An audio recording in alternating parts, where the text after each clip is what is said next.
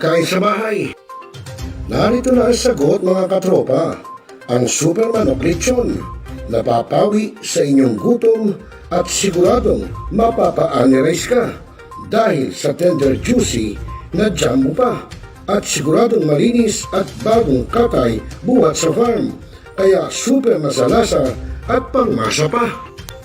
Ano pa hinihintay nyo mga katropa? Takbo na sa Superman of Panteño Siniluan at bumili na, baka maabusan ka, katropa.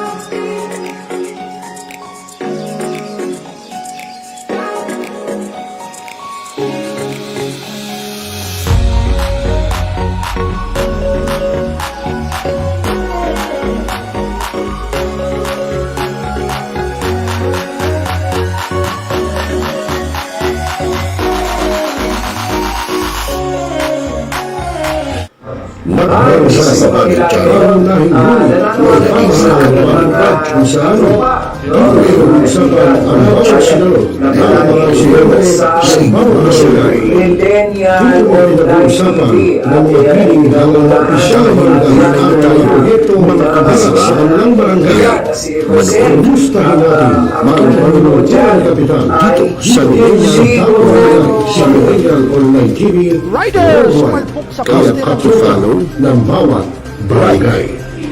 Subscribe at i-share na mga katropa.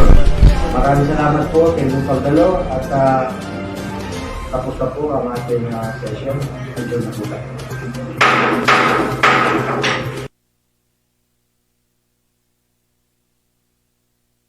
Ngayon, just to continue, Mr. Clyde Teves, the person named in the search warrant, was not around during the implementation of the search. Talakayan. Representative. Opinion.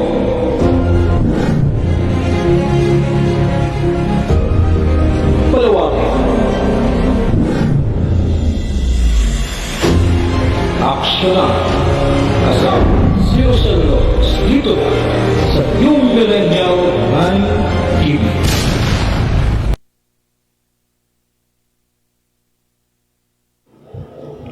Responsable ka ng gun owner? At mahaba ba ang iyong pasensya? At hindi ba initin ang iyong ulo? Alam mo rin ba ang batas hinggil sa pag-iingat ng baril o firearms? Kung hindi, A responsible gun owner Are you a responsible gun owner? Are you a responsible gun owner? Are you a responsible gun owner? Are you a responsible gun owner? Are you a responsible gun owner? The PNP Civil Security Group would like to advise all firearms holders to renew their license to own and possess firearms and firearms registration within 6 months before its expiry date.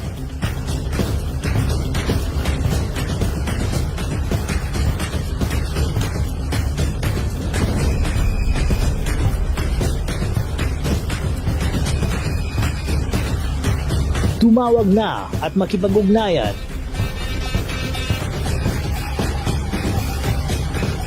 Be a responsible gun owner. One Gun Pilipinas ang sagot, mga katropa at kagangers. Tayo ituturo sa inyo ng One Gun Pilipinas o OGP ang lahat ng legal na paraan at proseso upang ikaw ay maging isang responsableng gun owners.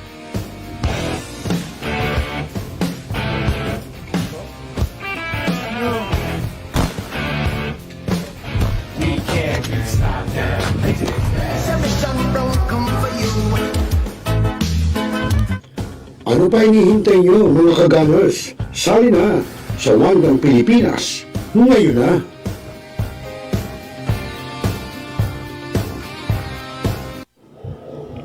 Responsable ka bang gun owner? At mahaba ba ang iyong pasensya? At hindi ba initin ang iyong ulo? Alam mo rin ba ang batas hinggil sa pag-iingat ng baril o firearms? Kung hindi, A responsible gun owner? Are you a responsible gun owner? Are you a responsible gun owner? Are you a responsible gun owner? Are you a responsible gun owner? Are you a responsible gun owner? The PNP Civil Security Group would like to advise all firearms holders to renew their license to own and possess firearms and firearms registration within 6 months before its expiry date.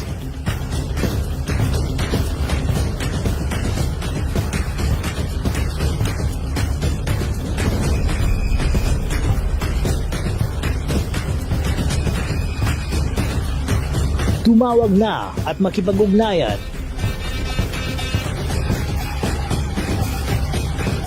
Be a responsible gun owner. One Gun Pilipinas ang sagot, mga katropa at kagangers. Tayo ituturo sa inyo ng One Gun Pilipinas o OGP ang lahat ng legal na paraan at proseso upang ikaw ay maging isang responsableng gun owners.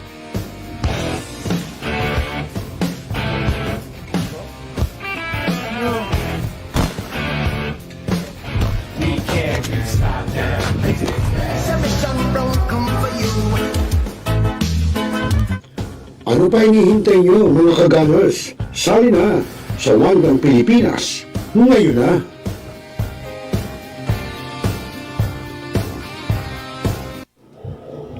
Responsable ka bang gun owner?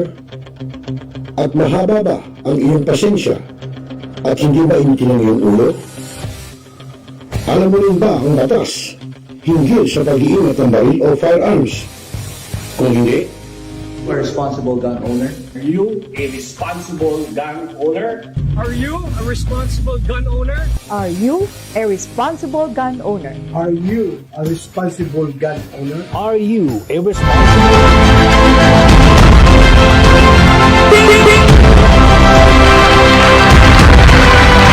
hoy, hoy, hoy! Ang oras sa hudyat, alas 7 ng gabi. Philippine Standard Time. At sa inyo na po ang programang Tropa, siyempre dito lang sa Millennial Online TV, News and Updates. At siyempre po ako pa rin inyong magiging kasama, ROCEL Lopez at your service. At magandang gabi sa ating mga Dabarcats, sa ating mga netizen, sa ating mga kuya, ating Musuan Press of Eagles, at ganyan sa ating mga kagaders ng One Gun Pilipinas. Magandang gabi po sa inyo at welcome po sa programang Tropa. At nako ilang araw na lang dahil ngayon po ay 18 na po ng buwan ng Disyembre, no? At bukas sa 19 na Susunod, 20 na, abay, ilang araw na lang, abay, Pasko na, no? Yung mga inaanak nyo, kamusta na ba? Ayan ba'y naibili nyo na ng mga regalo? Magtatampo sa inyo yan. Kapag hindi nyo naibili ng regalo yan, kailangan ipaghandaan nyo na. Ay, mga ninong at ninang. At doon naman po sa aking mga inaanak, no? Ang ninong nyo po ay aalis po ng 20, no? Ng Disyembre po at tayo po pupunta saglit sa kundi Vietnam, Thailand. At tayo po may ayusin pong mga ilang bagay doon. At balik po natin ay sa bandang February na po. Kaya medyo mga inaanak, sa susunod na taon na po tayo magkita, no? Sa susunod na Pasko na, no? At wala talagang gano'n. May lalakarin ng ninong nyo na tapat. Kaya pasensya na kayo, no?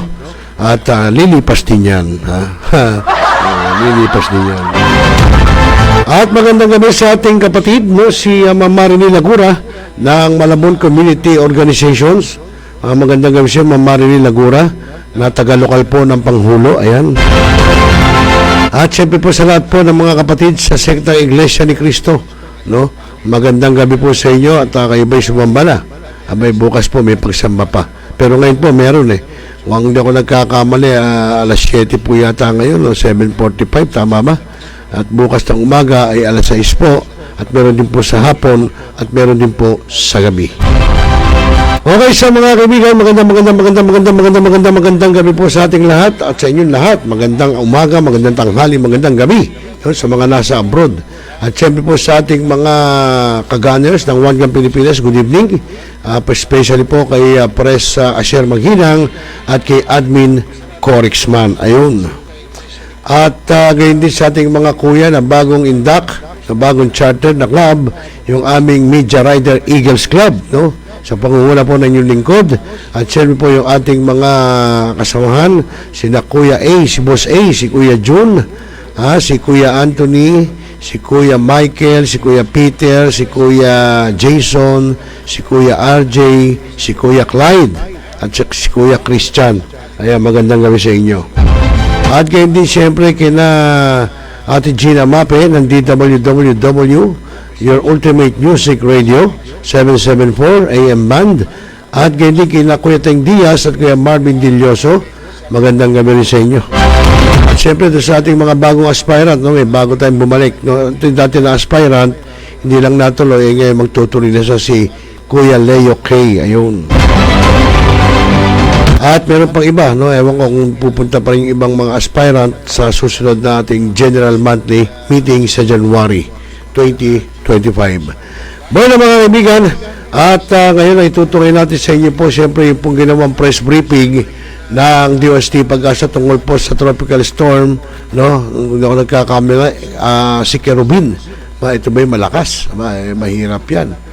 Mahirap yan kapag kaya na yun ako, huwag mo sana dahil po magpapasko. So after niya, susunod natin yung pong ginawang pagdinig ng Senado sa ilang mga bagay-bagay, no? Dito nangyayari po sa ating bansa. Ayun. At magandang gabi rin kay Utol Vince Aguilar ng Caloocan. Ayan, magandang gabi siya, Vince. At yung pong kung kayo mayroong mga pasiship na mga hayop, kahit anong klaseng hayop, Manila to San Provincia, Manila to abroad, no? Pwede po. Basta iano nyo lang yung kanilang pet shop. Ano ba yung pangalan ng pet shop niya, Vince? Nakakalimutan ko na yung pet shop nila, Kuya Vince. Ayun po yung nag-export, import ng mga hayop, aso, pusa, kahit gorilla. Pwede yata, no? Total Vince. Sabi ni Vince, magandang gabi raw. Ayun, magandang gabi rin siya, Tol. Welcome sa programang Tropa. Ayan. Nga sinasabi ko sa iyo, kung magpapaship po kayo ng hayop, halimbawa, meron kayong hayop dito sa Maynila, gusto nyo uwi sa probinsya nyo na hindi na kayo magbibit-bit, ay pwede nyo po ipaship dito kay Vince Aguilar. Ano nga yung pet shop nyo, Kuya Vince? At siyempre, natural, may bayad yun. Hindi naman libre yun. Ipasiship, sasakay ng barko yun, o kaya aeroplano. So, tapos alang naman libre.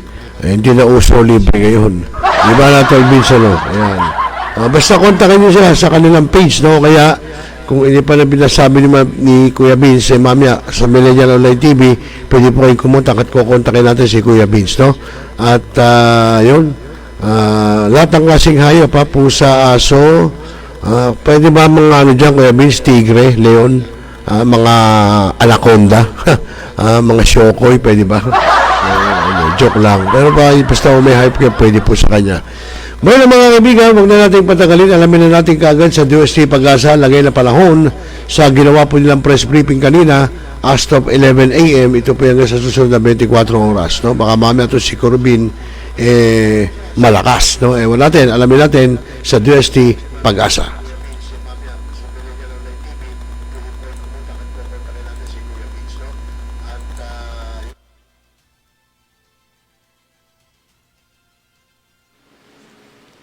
Magandang umaga. Welcome po dito sa ating press conference patungkol po sa ating binabantayang sama ng panahon na ganap ng isang bagyo na si Tropical Depression Querubin. Ang ating press conference po ay being live stream at our official DST Pag-asa Facebook page at sa ating official YouTube channel ngayong araw po ng Miyerkules, December 18, 2024. Before we start, we would like to thank our media partners na nandito po ngayon sa ating media room, Weather and Flood Forecasting Center ng Pag-asa. Gayon din po sa mga nakatutok sa ating mga official social media platforms. This morning, we are joined by our DOST Pag-asa key officials. We have Dr. Marcelino Q. Villafuerte II, the Deputy Administrator for Research and Development. We also have Engineer Juanito S. Galang, the officer in charge of the Office of the Deputy Administrator for Operations and Services.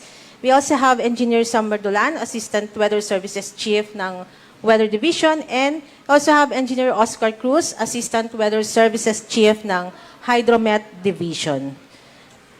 And to give us a short message and to formally open our press conference this morning, let us hear from Dr. Marcelino Q. Villafuerte II, the Deputy Administrator for Research and Development. Maraming salamat, Vian. Magandang umaga po sa ating lahat. Lalong-lalo na, of course, sa ating mga kasamahan sa media sa pagpapaunlak ng aming imbitasyon upang nang sa ganon ay maiparating natin sa ating mga kababayan ang latest po na updates na pertaining dito sa tropical depression na si Querubin. Kahapon nga po ng umaga, ang low pressure area na ating binabantayan sa gawing southeastern section po over the sea ay naging isang ganap na bagyo bandang hapon. At ngayon po ay ito ay ating binabantayan sapagkat nagpapaulan ito sa mga lugar, in particular sa eastern section ng Mindanao. And then, kaugnay po nito ay nagpalabas na rin po tayo ng tropical cyclone wind signal. Actually, sa recent na update natin sa ating bulletin number 4, may wind signal number 1 tayo sa Surigao del Sur. And then, inaasahan din natin kasi itong si Querubin ay may interaction doon sa shear line. So may mga areas tayo in eastern section of the country, southern Luzon and even eastern section ng Visayas, ay meron tayong pinalabas na heavy rainfall outlook. In particular, inaasahan natin ang 100 to 200 millimeters of rainfall. Expected ito sa Northern Samar, Eastern Samar, Dinagat Islands, Surigao del Norte, and Surigao del Sur. So yung mga kababayan po natin sa mga nabanggit na lugar ay maaaring makaranas ng about 100 to 200 millimeters ng ulan na maaaring magdulot ng pagbaha sa kanilang mga lugar, particularly doon sa mga low-lying areas. At kaugnay po nito ay bibigyan po tayo ng updates ng karagdagang mga detalye ng ating kasamahan sa weather forecasting section ng Pag-asa. Ganon din yung ating mga kasamahan sa Hydrometeorology Division upang nang sa ganon ay mabigyan tayo ng kung papaano tayo na maaaring makapag-ingat upang nang sa ganon ay hindi maging mapaminsala ang nabanggit na sama ng panahon. So with that, I think I would like to welcome, on behalf of our Administrator, Dr. Nathaniel Servando, I would like to welcome our attendees. For those who are also watching us live via Facebook and YouTube, to our press conference. Maraming salamat po and magandang umaga sa ating lahat. Maraming salamat, Dr. Marcelino Villafuerte II. At para magbigay naman po ng karagdagang detalye at updates para sa binabantayang sama ng panahon na si Tropical Depression Querubin, tawagin po natin ang duty forecaster at ang weather specialist na si Miss Veronica Torres from the Weather Division.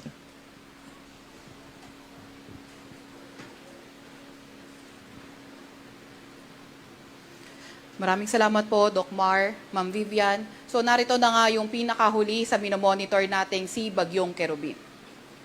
Ito ang si Bagyong Querubin ay nasa Tropical Depression category. Kanina alas 10 ng umaga, ito ay nasa layong 195 km silangan ng Hinatuan, Surigao del Sur. Nagtataglay ng lakas na hangin na 45 km per hour malapit sa sentro at bugso na abot sa 55 km per hour. Ito ay kumilos sa direksyong north-northeast sa bilis na 10 kilometers per hour. So maliban na nga lang dito kay Querubin, meron pa rin tayo mga ibang weather system na kailangang i-monitor. Itong northeast monsoon na mostly affecting sa northern Luzon at itong shear line rin na nakakaapekto sa silangang bahagi ng southern Luzon.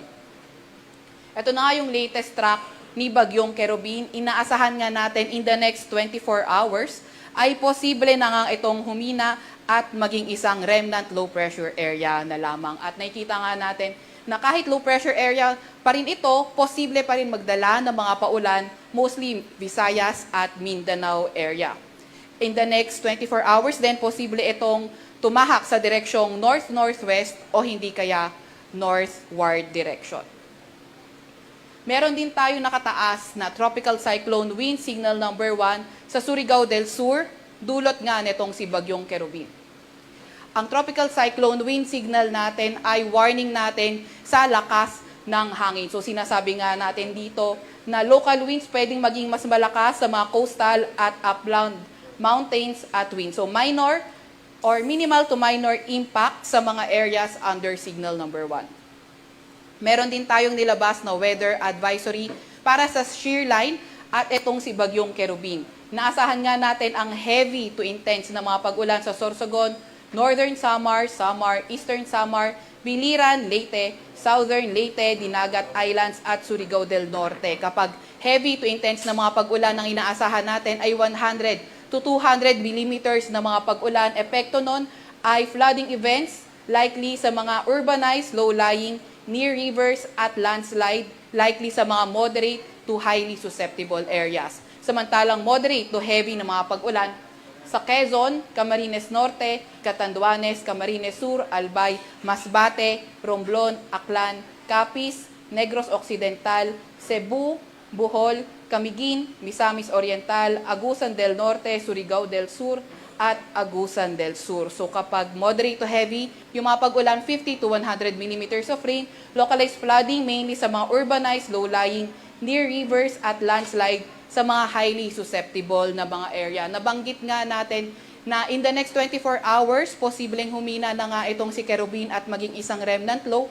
Subalit, nakita nga natin meron pa tayong mga weather advisory na nilalabas at sa mga susunod na araw, pwede nitong tahaking yung mga area sa Mindanao, sa may Sulusi, pati na rin sa may Palawan area. At pinapaalala nga natin, pinakamalapit itong remnant low sa Canlaon, Mount Canlaon by Friday, Saturday. So kailangan doble ingat sa mga nakatira sa mga area na yon, sa mga banta na mga malalakas na ulan at pwedeng mag-cause rin nga ito ng lahar. Bukas ng tanghali hanggang Friday ng tanghali, inaasahan natin ang heavy to intense na mga pag-ulan. Sorsogon, Northern Samar, Eastern Samar, Biliran, Leyte, Southern Leyte, Dinagat Islands at Surigao del Norte at moderate to heavy na mga pag-ulan, Quezon, Camarines Norte, Camarines Sur, Catanduanes, Albay, Romblon, Masbate, Aklan, Capiz, Occidental, Negros Occidental, Cebu, Bohol, Siquijor, Camiguin, Misamis Oriental, Agusan del Norte, Surigao del Norte at Agusan del Sur. At Friday ng tanghali hanggang Sabado ng tanghali, heavy to intense na mga ulan, Catanduanes, Albay, Sorsogon, Northern Samar, Eastern Samar, Biliran, Leyte at Southern Leyte. Moderate to heavy sa Quezon, Camarines Norte, Camarines Sur, Marinduque, Oriental Mindoro, Romblon, Masbate, Aklan, Capiz, Antique, Iloilo, Guimaras, Negros Occidental, Negros Oriental, Siquijor, Cebu, Bohol, Dinagat Island, Surigao del Norte, Agusan del Norte, Misamis Oriental at Zamboanga del Norte. Paalala muli, kahit humina na nga itong bagyo ito at maging isang low pressure area, magdadala pa rin ito ng mga paulan, mostly Visayas at Mindanao area. At maliban nga sa low pressure area or kapag humina ito ng low pressure area, meron pa rin tayong minomonitor na shear line, kaya palagi pa rin tayo mag-aabang sa mga weather advisory na ilalabas ng Pag-asa. At yan nga muna ang pinakahuli kay Bagyong Querubin. Maraming salamat po. Maraming salamat, Ms. Veronica Torres from the Weather Division. At ngayon naman po, pakinggan po natin ang updates mula po sa status ng ating mga minomonitor na dams at other hydrological updates to be given to us by the weather specialist and duty forecaster engineer Edgar Del Cruz. Magandang umaga po. Ito po yung dam update or dam status. As of 8 a.m., December 18, 2024, ang GAT Dam, 203.8 meters. To reach the normal high water level, kailangan niya po ng 307 millimeters of rainfall. Then ang Ipo Dam nasa 99.93 meters. At bumaba siya ng negative 0.18 meters compare sa elevation niya kahapon. Then ang Lamesa nasa 79.66 meters. Bumaba rin umakyat ng 0.03 meters. Then ang Buklao kaninang alas 8 ng umaga nasa 751.43 meters. At ang Binga nasa 574.0 meters at bumaba siya ng negative 0.41 meters dahil sa meron siya nakabukas na 1 gate at 0.3 meters ang height at ang estimated discharge niya is 53 cms. Then ang San Roque nasa 279.77 meters. Bumaba siya ng bahagya ng negative 0.04 meters. To reach the 280 normal high water level, kailangan niya ng 28 millimeters of rainfall. At naglabas kami ng hydro situationer dyan sa Binga kasi nga naka-open siya. At winarning nga namin yung 2 barangay dyan sa Itogon, Benguet. Ito yung Dalumpirit and Tinungdan. Dyan po sa Itogon, Benguet.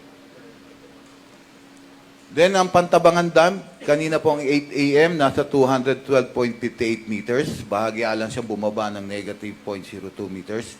At para ma-reach niya yung 221 normal high water level, kailangan niya ng 740 millimeters of rains. Magat Dam nasa 186.82 meters. Bahagya lang bumaba ng negative 0.03. And to reach the 193 normal high water level, kailangan niya ng 60 millimeters of rainfall. Then ang Kaleraya nasa 288.07 meters. Bahagya lang siya umakyat ng 0.07 meters. At nag-issue po kami kaninang umaga ng general flood advisories under possible flash floods and landslide.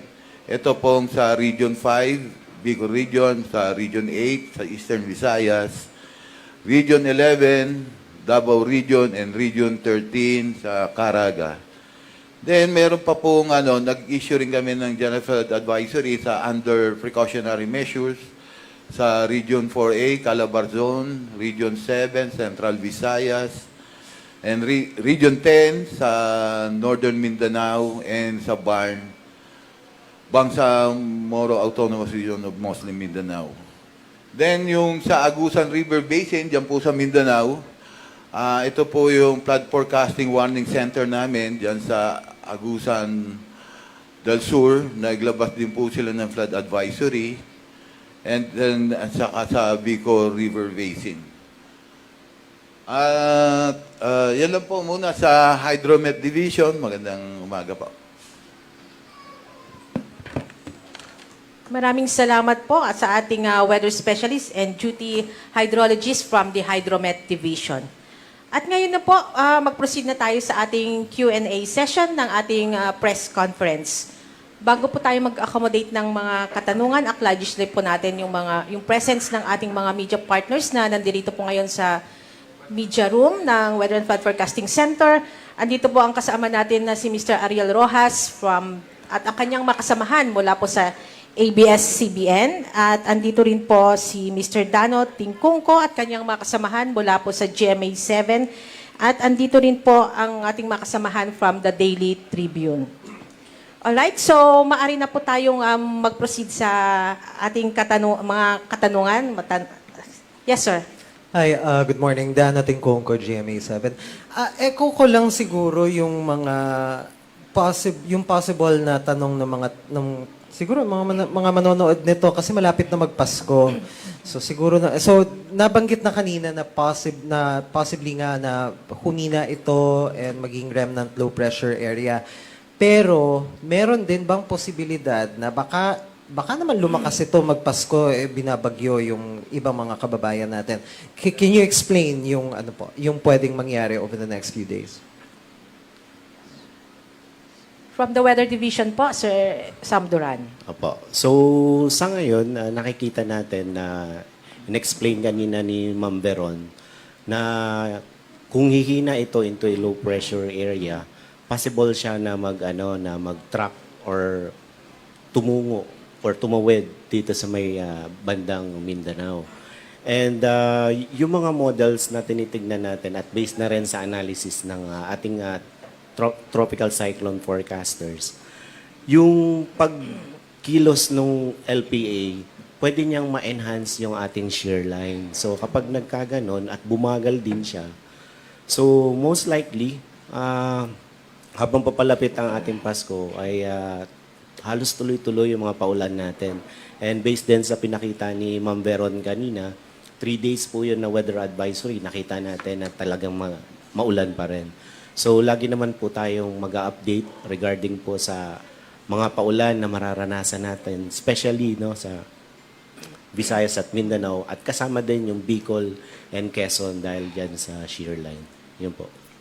Just a follow-up question. Yung for instance, for Metro Manila and for areas na the past few months talagang binaterya ng bagyo, how's the weather looking like for these areas, including dito, running up to Christmas?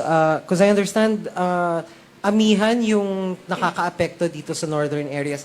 Meron bang possibility na magkaroon ng pag-ulan na either direct or indirect influence nitong tropical depression, Querubin? Based din po sa sa position ng bagyo na nandyan siya banda sa may Mindanao. So ang mas nakikita nating posibilidad yung shear line at yung amihan yung talaga magpapaulan dito sa atin sa Metro Manila and sa northern part ng Luzon.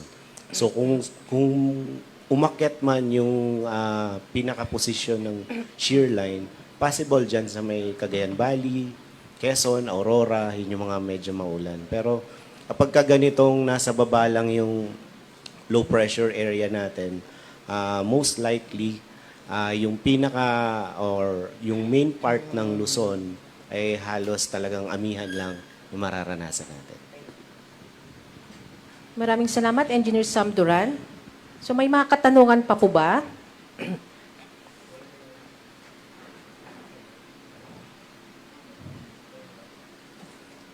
Ms. Bian, dagdagan lang natin, kapag ka sinabing amihan, ang makaka-apekto particularly dito sa Northern Luzon. So kung meron mang mga pag-ulan, light rains lang yung inaasahan natin doon. And then malamig yung simoy ng hangin, given na amihan yung nakaka-apekto sa kanila. So magandang balita rin po ito na hindi natin inaasahan na yung masyadong malalakas na ulan. In the past few months, tama po kayo, Sir, na totoong naapektuhan itong malaking bahagi ng Northern Luzon. Actually, 6 na sunod-sunod na bagyo yung naka-apekto sa kanila. Bukod doon sa malalakas na hangin ay yung pag-ulan na malalakas din na natanggap nila ng mga nakaraang buwan. Subalit, ngayon po, katulad na nabanggit ng aming kasamahan sa weather forecasting at ganoon din ni Sam, ang inaasahan natin makaka-apekto sa Northern Luzon, at least itong mga susunod na araw na ito ay amihan. So with that po, ang inaasahan natin ay kung sakali man merong mga rain showers, madagdiin lang siya at light rains. Sorry. Thank you, Doc Mar, sa inyong karagdagang information. Yes, sir, Dan. Sorry, may lang ako. Like, super last pahabol. Siguro just to wrap it up. Since Siguro I'll just get this out of the way. Baka meron din kasing ibang nag-iisip nito, baka naman bago matapos ng taon, bigla na namang may bagyo. Anong outlook natin? Baka mamaya bago magbagong taon, may malakas na bagyong darating. Ano po yung nakikita ninyo? Sino pong maaring sumagot? Yes, sir, Doc Mar. Base dun sa aming pinalabas na Tropical Cyclone Threat Potential Forecast, after nitong si Querubin, wala naman tayong inaasahan at least until next week. But if there are any changes, we will update right away ang ating mga kababayan po pertaining dito. And according din naman sa ating outlook, para sa buwan ng Disyembre, ang inaasahan natin ay 1 hanggang 2 bagyo. And ngayon nga, naka-1 na tayo, itong si Querubin. So, yung tsansa na magkaroon pa ng isa ay mababa na. Subalit kapag nagkaroon po ng changes nga sa weather conditions, ay agad-agad po nating ipapaalam sa ating mga kababayan. Maraming salamat po. Thank you, Doc Mar Pigaferte, sa inyong information. Alright, so may mga katanungan pa po ba? O may yes, Sir Ariel from ABS-CBN. Good morning po from ABS-CBN, Ariel Rojas. Sir, di ba yung nangyari sa may Lopez, Quezon, nagkaroon ng parang pag-angat ng lupa? Because of the several days na aasahang pag-ulan hanggang sa weekend sa central and southern parts ng ating bansa, are we expecting na marami rin pong magiging similar impacts na gano'n? Widespread, kasi nga maraming lugar ang uulanin, widespread na pagbaha and landslides, or hindi naman kalakasan yung mga pag-ulan na ating inaasahan? Sino pong maaring sumagot sa katanungan? Base dun sa forecast rainfall po natin, actually meron tayong heavy rainfall outlook. Up to orange rainfall yung inaasahan natin by about tomorrow noon until Friday noon. And then up to 3 days, yun pala, inaasahan natin. Orange pa rin, gawing eastern section. And tama po kayo, may mga ilang conditions nga na gano'n, Actually, hindi sa Quezon. Bukod siguro dun sa Quezon na nabanggit ni Sir Ariel, meron din actually sa Camarines Norte. In fact, nagkaroon ng yung mismong kalsada parang nalaglag na doon sa pinaka-slope mismo. So that's why hindi nadadaanan yung section na yon ng highway.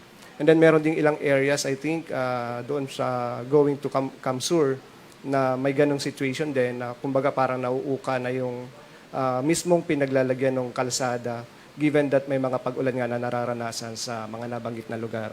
And given that may mga pag-ulan pa tayong inaasahan in the next 3 days, asahan po natin na maaari pang makaapekto ang mga pag-ulan na ito sa of course sa lupa na currently saturated na, so maaaring may mga landslides na mangyari. Follow up po. Sir, siguro na lang general reminder sa public, especially maraming babiyahe, tapos, ano po bang aasahan nila?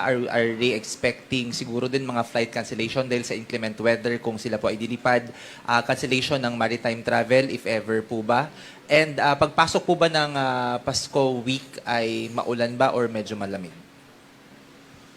Magandang hapon. And then, dagdagan ko lang siguro yung sinabi ni Doc Mar kanina. Kasi dito, ang forecast natin for the next 3 days, magiging maulan talaga itong Eastern Visayas and malakang part ng Southern Luzon and then almost whole Visayas. Pinapaalalahanan ko lang siguro, kahit na maging low pressure area itong nasabing bagyong si Querubin, dahil sa interaction niya sa shear line, mas magiging malakas ang mga paulan. Kaya kung makikita natin sa forecast na inilabas kanina, itong Eastern Visayas at Bicol region area ay nasa orange sa loob ng 3 araw. So, yung landslide, yung mga possible landslide, sa mga pagbaha, maging mapagmatsyag po tayo dito, lalong-lalo na sa mga bulubunduking lugar. Dito sa some part ng Albay, Samar, Provinces, Leyte, kasama na ang Catanduanes. So, prone yan sa mga possible landslide at floodings. And then, maaaring maapektuhan itong Matnog-Allen area dahil mga patawid. Maaaring kapag lumakas ng buhos ng ulan, magkakaroon din ng cancellation. So, update po natin ng public kapag nagkaroon mga significant changes sa ating weather at saka sa marine situation, marine condition. Thank you. Thank you very much, Engineer Jun Galang. Yes po, Sir Ayan. Sorry sir, yung pagpasok po ba ng Pasko week ay mas maulan or mas malamig? Sa nakikita natin, halos apektado siya ng northeast monsoon. So mga light rains dito sa most part ng northern sa central Luzon, kasama ng Metro Manila. Pero itong part ng southern part ng southern Luzon and Visayas, makakaranas pa rin ng mga moderate to occasionally heavy rains. Kaya ingat pa rin po yung mga kababayan natin sa may Bicol region at Visayas area. Thank you, Sir Ariel and Sir Engineer Jun Galang. May mga katanungan pa po ba sa ating mga kasamahan from media? Alright, so mukhang wala na po. Baka may mga idadagdag pa po ang ating mga officials dito. Pag wala na rin po sa Facebook page ng Pag-asa. Alright, so mag-proceed na po tayo para sa panghuling mensahe po at to formally close ang ating press conference. Muli po tawagin natin si Engineer Juanito Galang, Officer in Charge ng Office of the Deputy Administrator for Operations and Services. So maraming salamat po. Magandang hapon uli sa mga umaten dito sa press con sa Tropical Depression Querubin. So gaya po, ulitin ko lamang po yung mga sinabi namin na mag-ingat po yung mga kababayan natin dito sa may Bicol region at Visayas area kahit maging low pressure na lamang itong bagyong si Querubin. Maaari pa rin po magdulot yan ng mga malalakas na pagulan. Manatili po tayong nakaantabay sa mga official forecast at update na inilalabas po ng Pag-asa. Mag-ingat po tayong lahat at Merry Christmas po sa atin lahat. Alright, salamat po, Engineer Jun Galang, ang ating Officer in Charge ng Office of the Deputy Administrator for Operations and Services.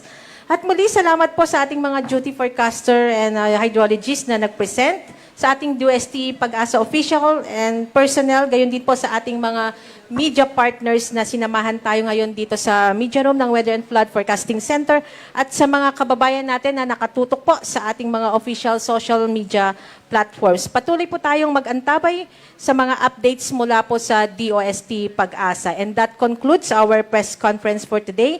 On behalf of our Pag-asa Administrator, Dr. Nathaniel T. Serbando, and the whole DOST Pag-asa family, maraming salamat po at isang mapagpalang araw at mag-ingat po tayong lahat.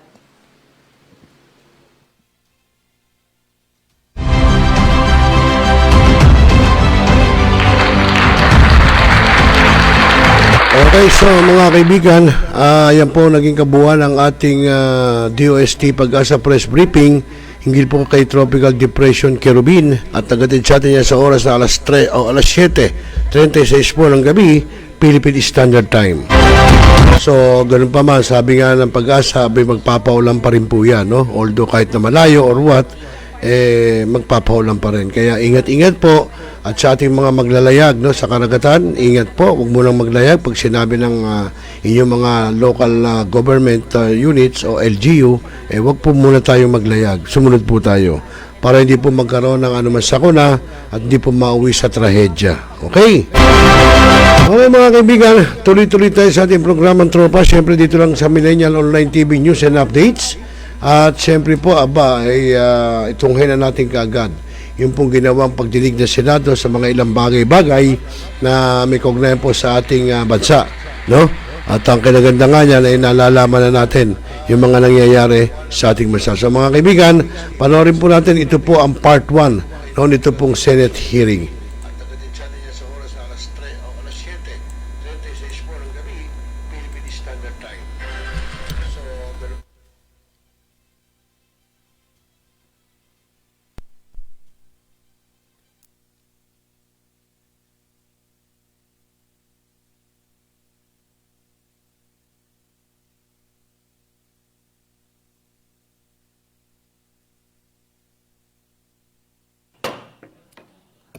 The 39th session of the Senate in the third regular session of the 19th Congress is hereby called to order. May I call on Senator Jingo Estrada to lead the chamber in prayer. You may proceed, sir. Thank you, Mr. President. Almighty Father, as we rejoice in celebrating the coming of your only begotten Son, we lift our praise and gratitude for the greatest gift we have ever received. Through the birth of Jesus Christ, you bestowed upon us your everlasting love and salvation. We thank you for this year that was filled with abundant blessings and eternal hope. With your loving mercy, we were able to blissfully commune with your creation and celebrate life, not only with our families and friends, but also with our communities and constituents. As we proceed with our last 2 session days for this year, we are reminded that without your mercy and grace, we cannot accomplish anything. We pray for our beloved institution, O Lord, that it may strongly continue to be the Senate of the people. Give us the courage to accept our weaknesses, failures, and misdeeds, so that we may walk through the path of your righteousness and nobility, allowing us to remain faithful to our commitments, duties, responsibilities, and missions.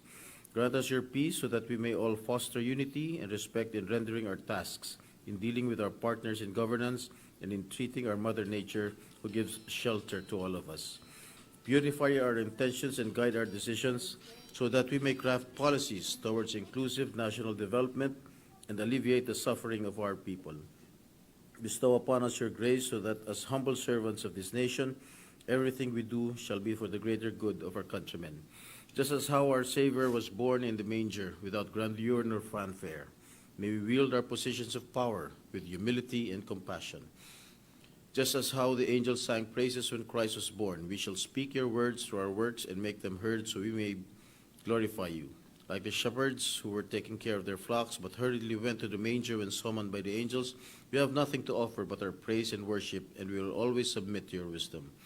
Our hearts are filled with gladness as we perform our duties with your presence and guidance. We are confident that when we gather and unite under your name, we become our very best and produce our greatest work for our beloved country and the Filipino people. We look forward to the coming year with renewed hope, optimism, and joy. We take comfort that you are with us, beside us, every step of the way. We come before you and ask all this through your Son, Jesus Christ, our Lord. Amen. Amen. Secretary will please call the roll. Roll call of members. The Honorable Senator Binay, Senator Cayetano Alan, Senator Cayetano P.A., Senator De La Rosa, Senator Ejercito, Senator Estrada, Senator Gatchalian, Senator Go, Senator Ontiveros, Senator Lapid, Senator Legarda, Senator Marcos, Senator Padilla, Senator Pimentel, Senator Poe, Senator Revilla, Senator Tolentino, Senator Tulfo, Senator Villanueva, Senator Villar Cynthia, Senator Villar Mark, Senator Zubiri, the Senate President. With 22 senators present, Chair declares the presence of a quorum. Majority Floor Leader. Mr. President, before we proceed with the business for the day, I'd like to acknowledge some guests from our guests of our colleagues. Guests of the Senate, barangay officials from Tarlac City, guests of Senator Robin Hood Padilla, Dr. Shiksha Galion, Dr. Romeo Quijano, Dr. Angel Jimenez. May we ask the OSAA to prevent those seated in the gallery to refrain from clapping. Guests of this representation, Vice Governor Eufemia Dacayo of Nueva Vizcaya, and 16 Barangay Chairman of Solano, Nueva Vizcaya.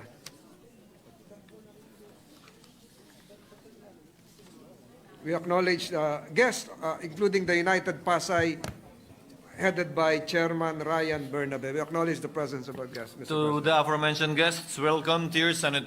Majority Floor Leader. Mr. President, I move that we dispense with the reading of the Journal of the 36th Session, Tuesday, December 10, 2024, and consider the same as approved.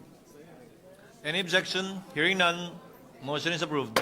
Majority Leader. Mr. President, I move that we defer the approval of the Journal of the 38th Session, Monday, December 16, 2024. Any objection? Hearing none, motion is approved. Mr. President, I move that we proceed with the reference of business. Secretary is directed to comply. Bill on first reading, Senate number 2904, an act reverting to the national government, the discharge of basic agricultural functions and responsibilities devolved to local government units, and amending for the purpose Republic Act number 7160, otherwise known as the Local Government Code of 1991, Senator Padilla. To the Committee on Local Government, Agriculture, Food and Agrarian Reform, and Finance. Resolutions. Proposed Senate Resolution 1261, directing the appropriate Senate committee to conduct an inquiry into the proliferation and trafficking of depleted uranium and other nuclear material within Philippine territory. Senator Marcos. To the Committees on Energy and Science and Technology. 1262, commending and congratulating singer Sofronio Vasquez III for becoming the first Filipino and Asian to win the Voice USA International Singing Competition Finals held on December 11, 2024. Senator Estrada. To the Committee on Rules. Majority Leader. Mr. President, relative to the first referral, Mr. President, the Committee on Environment and Natural Resources should likewise be involved as a secondary committee. This is in regard to the uranium, depletion of uranium, Mr. President. PS Resolution number 1261. It was referred, Mr. President, to the Committee on Energy as well as the Committee on Science and Technology. Chair would like to amend it. Instead of to the Committee on Energy and Science and Technology, it shall be referred to the Committee on Energy and Environment, vice the Committee on Science and Technology, given that we should only be referring resolutions to a maximum of 2 committees. Thank you, Mr. President. I submit, Mr. President. Mr. President, we are in receipt of the Conference Committee report on the disagreeing provisions of Senate Bill number 2568 and House Bill number 9015, the bills on the expanded tertiary education equivalency and accreditation program act, Mr. President. With that, I move to recognize the chairperson of the Senate panel, Senator Joel Villanueva, to give us the highlights of the Conference Committee report. I so move, Mr. President. Any objection? Hearing none, consideration of the aforementioned bill is now in order. Senator Villanueva is recognized to sponsor the bicameral conference committee report and the disagreeing provisions of the aforementioned bills. Thank you very much, Mr. President, Majority Leader, distinguished colleagues. As the lead conferee of the Senate panel, this representation is honored to submit to the body for the ratification of this August chamber a copy of the bicameral conference committee report on the disagreeing provisions of Senate Bill number 2568 and House Bill number 9015, otherwise known as the Expanded Tertiary Education Equivalency and Accreditation Program, or the T.R.O.P.A Act. So, President, first and foremost, we'd like to thank Senate President Chis Escudero, who heard the bill at the level of the Committee on Higher Technical and Vocational Education and even delivered the sponsorship speech here in this plenary. And we thank him for entrusting to us and trusting us to champion this particular measure to the finish line. We also like to thank our colleagues, the authors, co-authors, and co-sponsors of this important piece of legislation, as well as those who introduced amendments to the bill. Senators Loren Legarda, Nancy Binay, Win Gatchalian, Pia Cayetano, Cynthia Villar, Rafi Tulfo, Bongo, Risa Ontiveros, Lito Lapid, Mark Villar, Bong Revilla, and former Senator, now DepEd Secretary Sani Angara. We also would like to thank our fellow conferees to the bicameral conference, Senators Zubiri, Gatchalian, Binay, and Ontiveros. Ginoong Pangulo, marami po sa ating mga kababayan ay napipilitang huminto sa pag-aaral at magtrabaho muna dahil po sa iba't ibang rason. We still have much to do to ensure that our learners never stop schooling, but we will continue to create educational pathways and equivalencies for our people. This is one of those pathways, Mr. President. The T.R.O.P.A Act, at its very core, concretizes both concepts of lifelong learning and recognition to prior learning, both of which are advocacies close to this representation's heart. So, President, through the T.R.O.P.A, we recognize that learning never stops, whether in school, in the workplace, at home, in training centers, and other places. Thus, this T.R.O.P.A bill is an important education assessment program, especially for our brothers and sisters who, for any reason, were unable to obtain college degrees but are now working professionals. The T.R.O.P.A sets the qualifications for T.R.O.P.A learners, including at least 5 years of aggregate work experience in the industry related to the academic degree program, where equivalency of learning is sought. Likewise, Mr. President, in this report, it clarifies and delineates the powers between CHED and higher education institutions, both of which play crucial roles in realizing the objectives of the ETIAP. CHED, as the lead implementing agency, will be tasked to set policies, standards, and guidelines for the implementation and continuous monitoring of the program, aiming for its expanded accessibility while ensuring its quality and integrity. Mr. President, likewise, ETIAP accessibility will be expanded by deputizing higher education institutions recognized with at least Level 2 accreditation or equivalent recognition, and with programs or disciplines considered as centers of excellence or centers of development will be deputized to offer ETIAP. By setting these standards, there will be a potential increase in the number of institutions offering ETIAP program from 110 public and private institutions to 472 institutions. Sa kasalukuyan po, Ginoong Pangulo, halos 3,000 graduates na kada taon ang nakakatapos sa ETIAP. Our vision is to reach more Filipinos seeking to obtain their college degrees. We want to give opportunities to more Filipinos, such as Mr. Victor Alcuaz, who finished ETIAP Bachelor of Science in Hotel, Restaurant, and Institution Management after his 30-year hospitality experience in different companies and is now the Vice President of Hotel Solutions Partnership Limited. We also have Mr. President, Ms. Gian Rivero, who finished her Bachelor of Science in Education, major in English, after working for 10 years in a call center and as an ESL teacher, Mr. President. Last but not the least, Mr. President, it has been a privilege to sponsor a measure that brings to life the dreams of our fellow citizens. The comprehensive details of the disagreeing provisions are reflected in the joint explanatory statement. And so with the permission of the body, Mr. President, may I respectfully move that the said joint explanatory statement on the disagreeing provisions of Senate Bill number 2568 and House Bill number 9015 be read in toto into the records and that the bicameral conference committee report be ratified. Marami pong salamat at pagpalain tayong lahat ng ating Panginoon. Duly noted and entered into the records. Majority Floor Leader. Mr. President, I move that we approve and ratify the conference committee report on the disagreeing provisions of Senate Bill 2568 and House Bill number 9015, and let the text of the joint explanation be deemed spread into the records of the chamber. So move, Mr. President. All those in favor say aye. Aye. The ayes have it. Senate, the bicameral conference committee report on the disagreeing provisions of the aforementioned bill is now approved and ratified. Majority Floor Leader. Mr. President. Congratulations to Senator Villanueva. Mr. President, I move to consider the third reading of several bills, the printed copies of which were electronically distributed to the members of this chamber on December 13, 2024, in compliance with the 3-day rule of the Constitution. With that, I move to consider on third reading House Bill number 5851. This is the bill declaring a special non-working holiday in the city of Valenzuela, Metro Manila. Mr. President. I so move, Mr. President.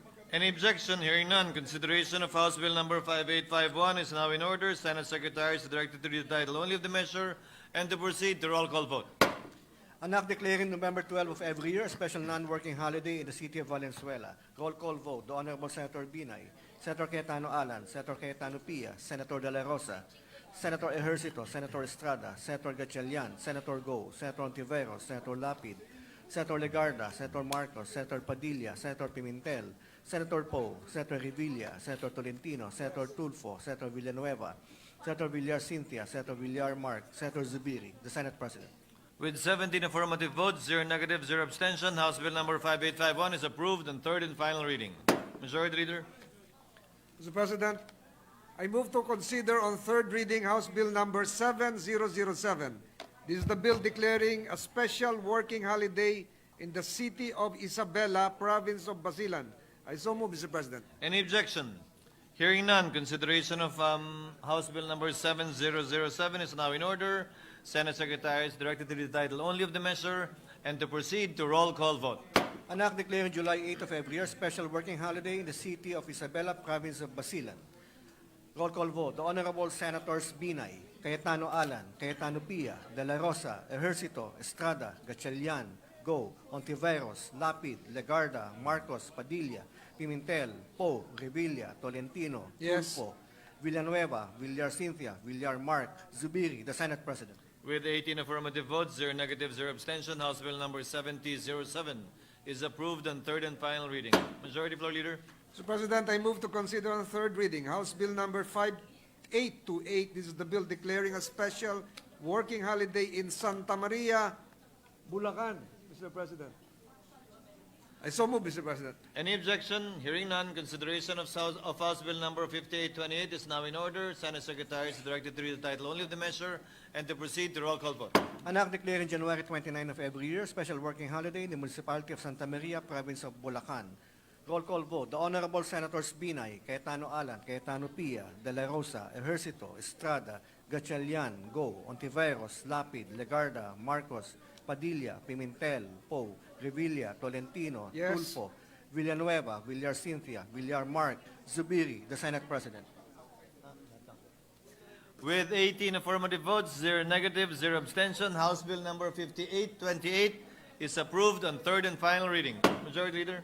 Mr. President, I move to consider on third reading House Bill number 5831. This is the bill declaring a special working holiday in the province of Quezon. So move, Mr. President. Any objection? Hearing none, motion is approved. Consideration of House Bill number 5831 is now in order. Senate Secretary is directed to read the title only of the measure and to proceed to roll call vote. An act declaring November 4 of every year special working holiday in the province of Quezon. Roll call vote. The Honorable Senators Binay, Cayetano Alan, Cayetano Pia, De La Rosa, Ejercito, Estrada, Gatchalian, Go, Ontiveros, Lapid, Legarda, Marcos, Padilla, Pimentel, Poe, Revilla, Tolentino, Tulfo, Yes. Villanueva, Villar Cynthia, Villar Mark, Zubiri, the Senate President. With 18 affirmative votes, 0 negative, 0 abstention, House Bill number 5831 is approved on third and final reading. Majority Leader. Mr. President, I move to consider on third reading House Bill number 5832. This is the bill declaring a special working holiday in Santa Cruz Occidental, Mindoro. I so move, Mr. President. Any objection? Hearing none, consideration of the aforementioned bill is now in order. Senate Secretary is directed to read the title only of the measure and to proceed to roll call vote. An act declaring September 14 of every year special working holiday in the municipality of Santa Cruz, province of Occidental Mindoro. Roll call vote. The Honorable Senators Binay, Cayetano Alan, Cayetano Pia, De La Rosa, Ejercito, Estrada, Gatchalian, Go, Ontiveros, Lapid, Legarda, Marcos, Padilla, Pimentel, Poe, Revilla, Tolentino, Yes. Tulfo, Villanueva, Villar Cynthia, Villar Mark, Zubiri, the Senate President. With 17 affirmative votes, 0 negative, 0 abstention, House Bill number 5832 is approved on third and final reading. Majority Leader. Mr. President, I move to consider on third reading House Bill number 5837. This is the bill declaring a special working holiday in the city of Puerto Princesa.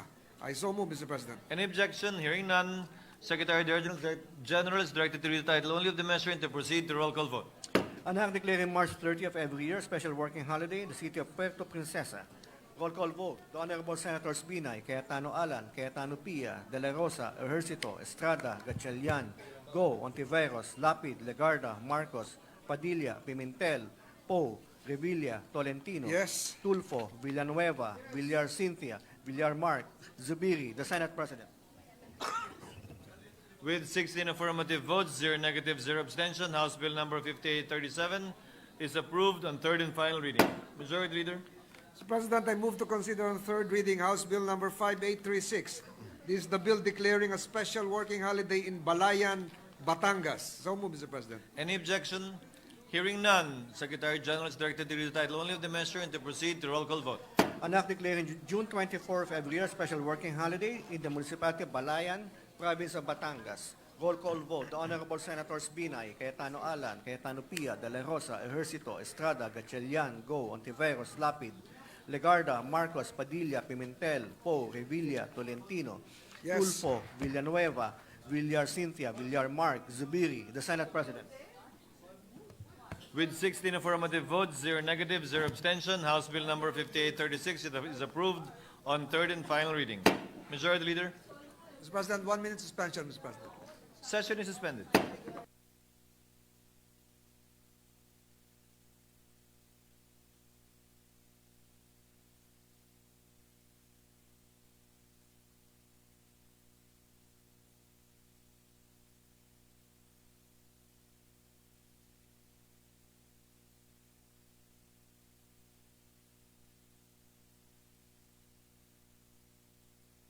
Mr. President, I move to consider on third reading House Bill number 5833.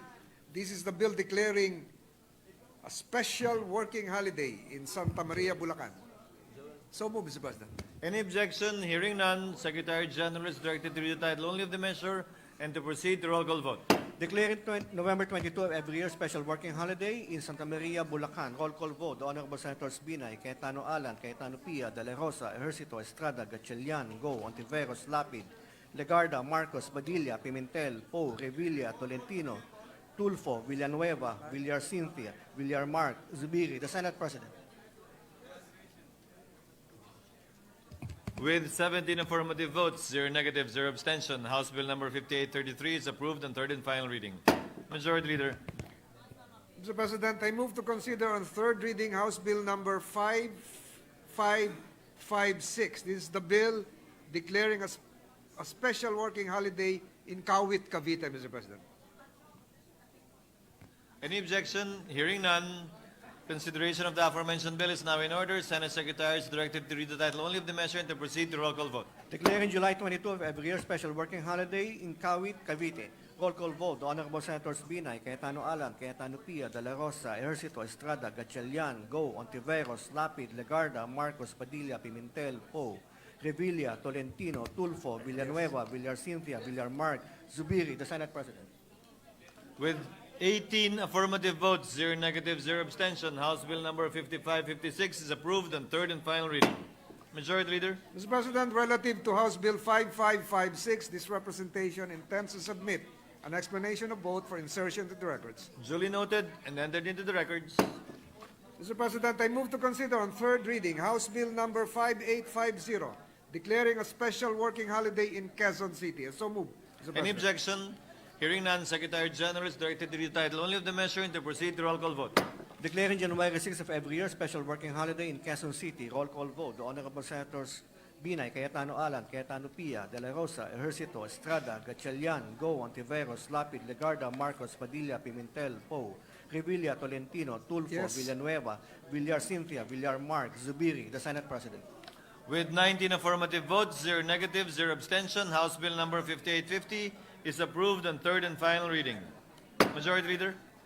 Mr. President, I move to consider on third reading House Bill number 5841. This is a bill declaring a special working holiday in Mendez, Nunez, Cavite. So move, Mr. President. Any objection? Hearing none, Secretary General is directed to comply.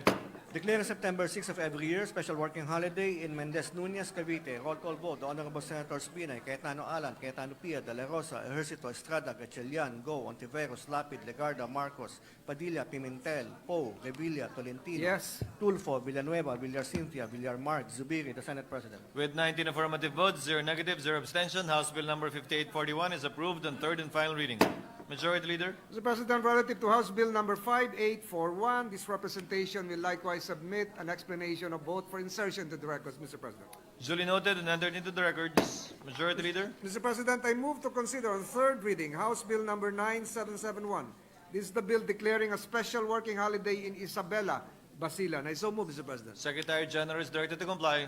Declaring April 25 of every year special working holiday in Isabela, Basilan.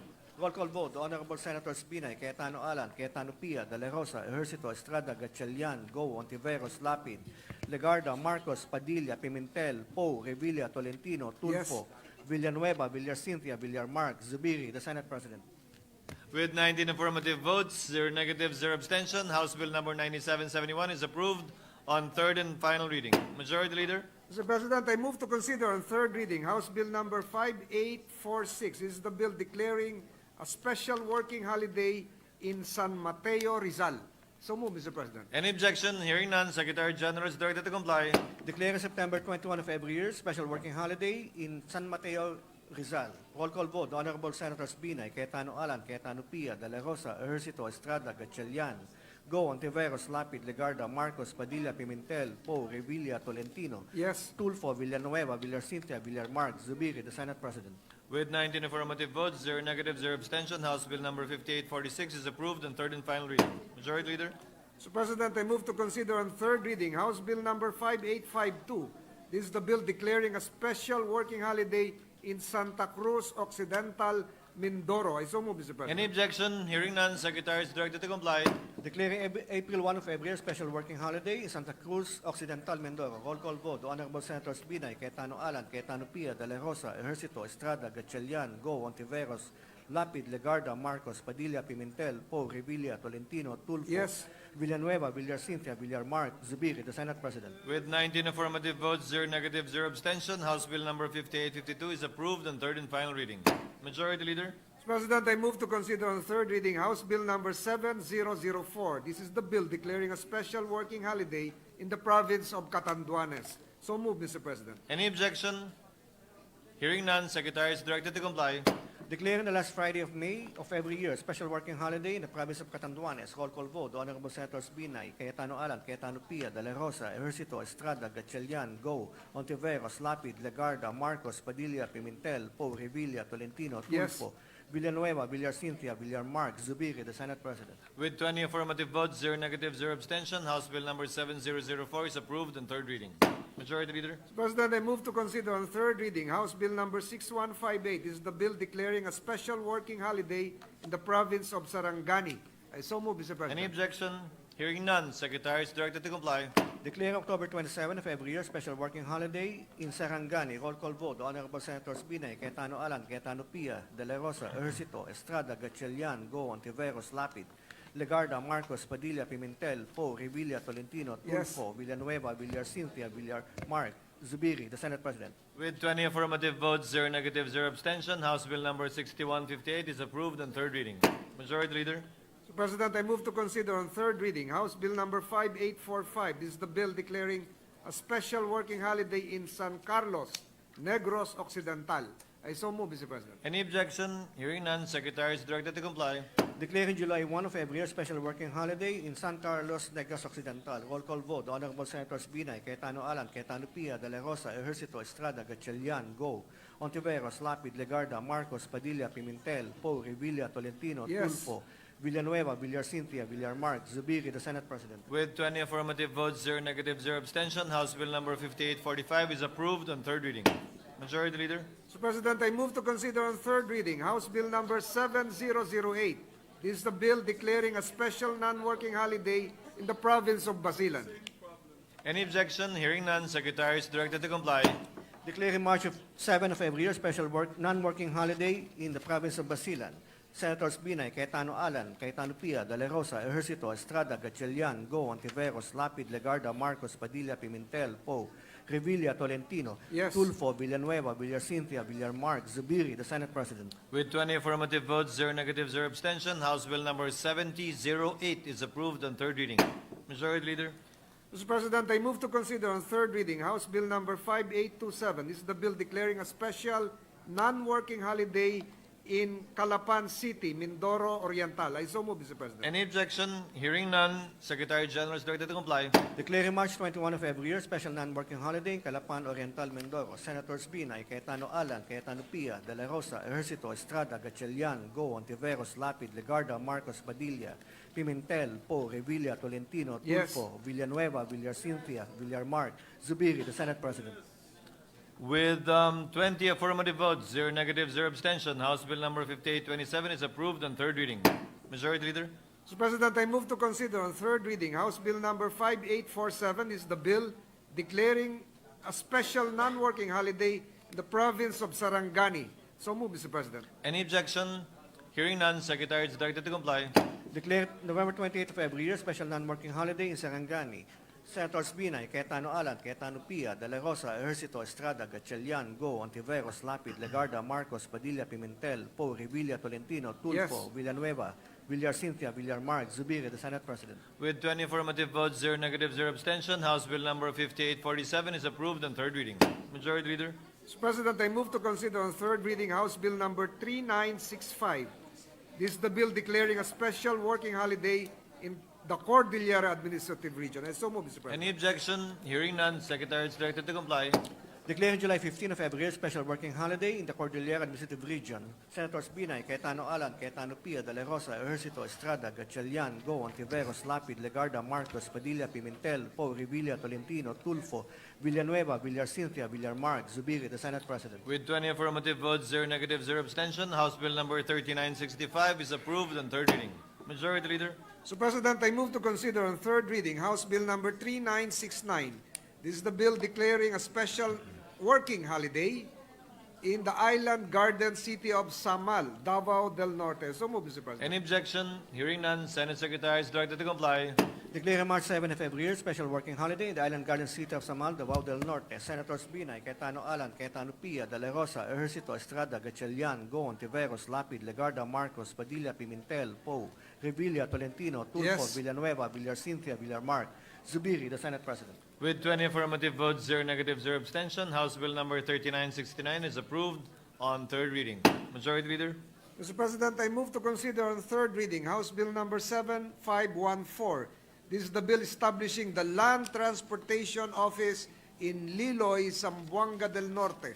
I so move, Mr. President. Any objection? Hearing none, Senate Secretary is directed to comply. Establishing a LTO district office in Liloy, Zamboanga del Norte. Senators Binay, Cayetano Alan, Cayetano Pia, De La Rosa, Ejercito, Estrada, Gatchalian, Go, Ontiveros, Lapid, Legarda, Marcos, Padilla, Pimentel, Poe, Revilla, Tolentino, Yes. Tulfo, Villanueva, Villar Cynthia, Villar Mark, Zubiri, the Senate President. With 19 affirmative votes, 0 negative, 0 abstention, House Bill number 7514 is approved on third reading. Majority Leader. Mr. President, I move to consider on third reading House Bill number 8186. This is the bill establishing the Land Transportation Office in Sulup, Davao del Sur. I so move, Mr. President. Any objection? Hearing none, Senate Secretary is directed to comply. LTO District Office in Sulup, Davao del Sur. Senators Binay, Cayetano Alan, Cayetano Pia, De La Rosa, Ejercito, Estrada, Gatchalian, Go, Ontiveros, Lapid, Legarda, Marcos, Padilla, Pimentel, Poe, Revilla, Tolentino, Yes. Tulfo, Villanueva, Villar Cynthia, Villar Mark, Zubiri, the Senate President. With 19 affirmative votes, 0 negative, 0 abstention, House Bill number 8186 is approved on third reading. Majority Leader. Mr. President, I move to consider on third reading House Bill number 8279. This is the bill establishing the Land Transportation Office in Cordova, Cebu. I so move, Mr. President. Any objection? Hearing none, Senate Secretary is directed to comply. LTO District Office, Cordova, Province of Cebu. Senators Binay, Cayetano Alan, Cayetano Pia, De La Rosa, Ejercito, Estrada, Gatchalian, Go, Ontiveros, Lapid, Legarda, Marcos, Padilla, Pimentel, Poe, Revilla, Tolentino, Yes. Tulfo, Villanueva, Villar Cynthia, Villar Mark, Zubiri, the Senate President. With 19 affirmative votes, 0 negative, 0 abstention, House Bill number 8279 is approved on third reading.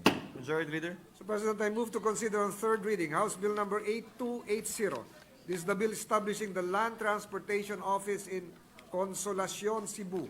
I so move, Mr. Any President. objection? Hearing none, Secretary is directed to comply.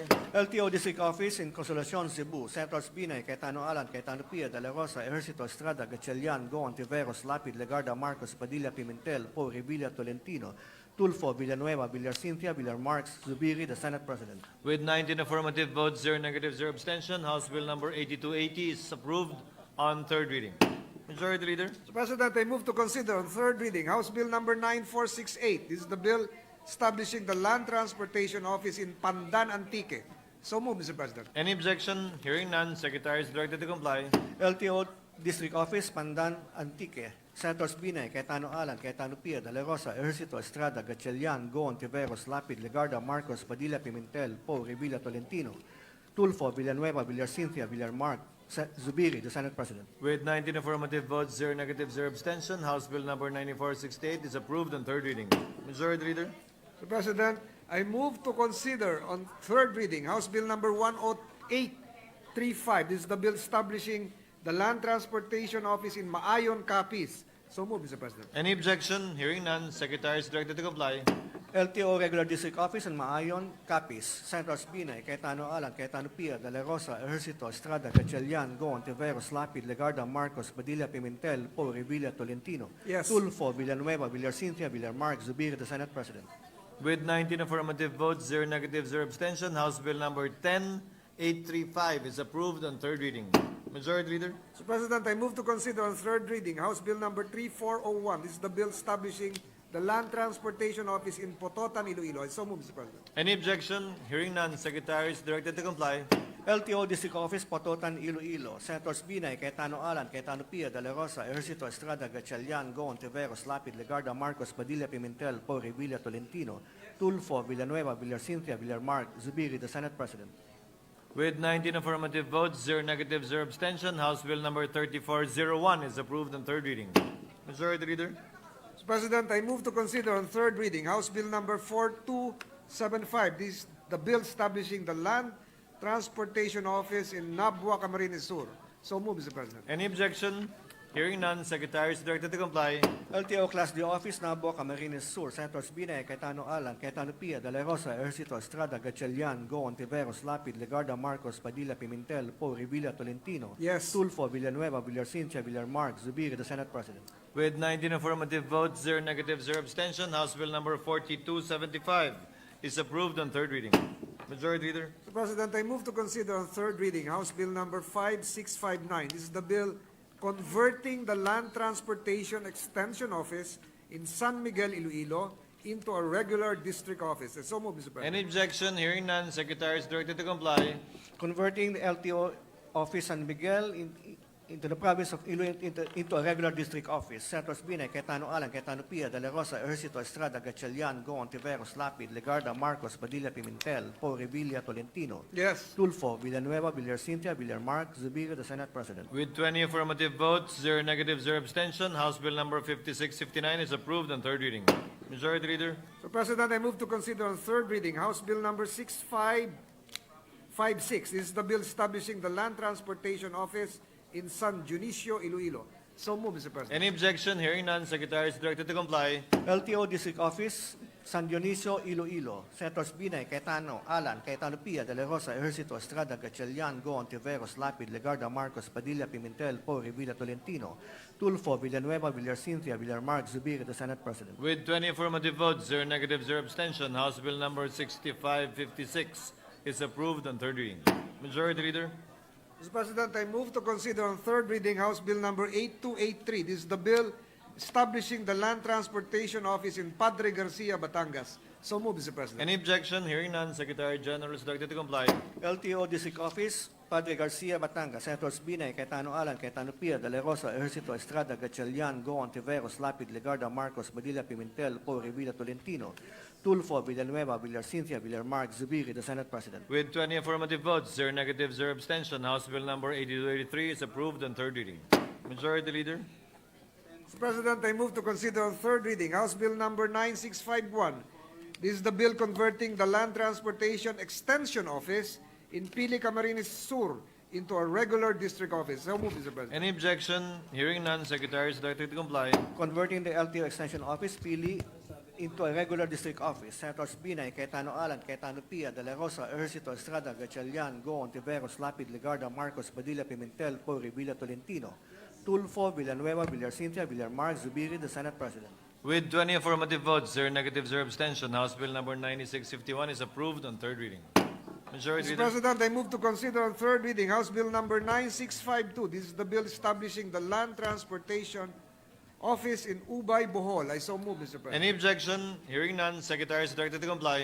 LTO District Office, Ubay, Bohol. Senators Binay, Cayetano Alan, Cayetano Pia, De La Rosa, Ejercito Estrada, Gatchalian, Goon, Tiveros, Lapid, Legarda, Marcos, Padilla, Pimentel, Po, Revilla, Tolentino, Tulfo, Yes. Villanueva, Villarcintia, Villarmark, Zubiri, the Senate President. With 20 affirmative votes, 0 negative, 0 abstention, House Bill number 9652 is approved on third reading. Mr. Majority President, Leader. I move to consider on third reading House Bill number 9654, the bill establishing the Land Transportation Office in Calamansig, Sultan Kudarat. I so move, Mr. President. Any objection? Hearing none, Secretary is directed to comply. LTO District Office, Calamansig, Sultan Kudarat. Senators Binay, Cayetano Alan, Cayetano Pia, De La Rosa, Ejercito Estrada, Gatchalian, Goon, Tiveros, Lapid, Legarda, Marcos, Padilla, Pimentel, Po, Revilla, Tolentino, Tulfo, Villanueva, Villarcintia, Villarmark, Zubiri, the Senate President. With 20 affirmative votes, 0 negative, 0 abstention, House Bill number 9654 is approved on third reading.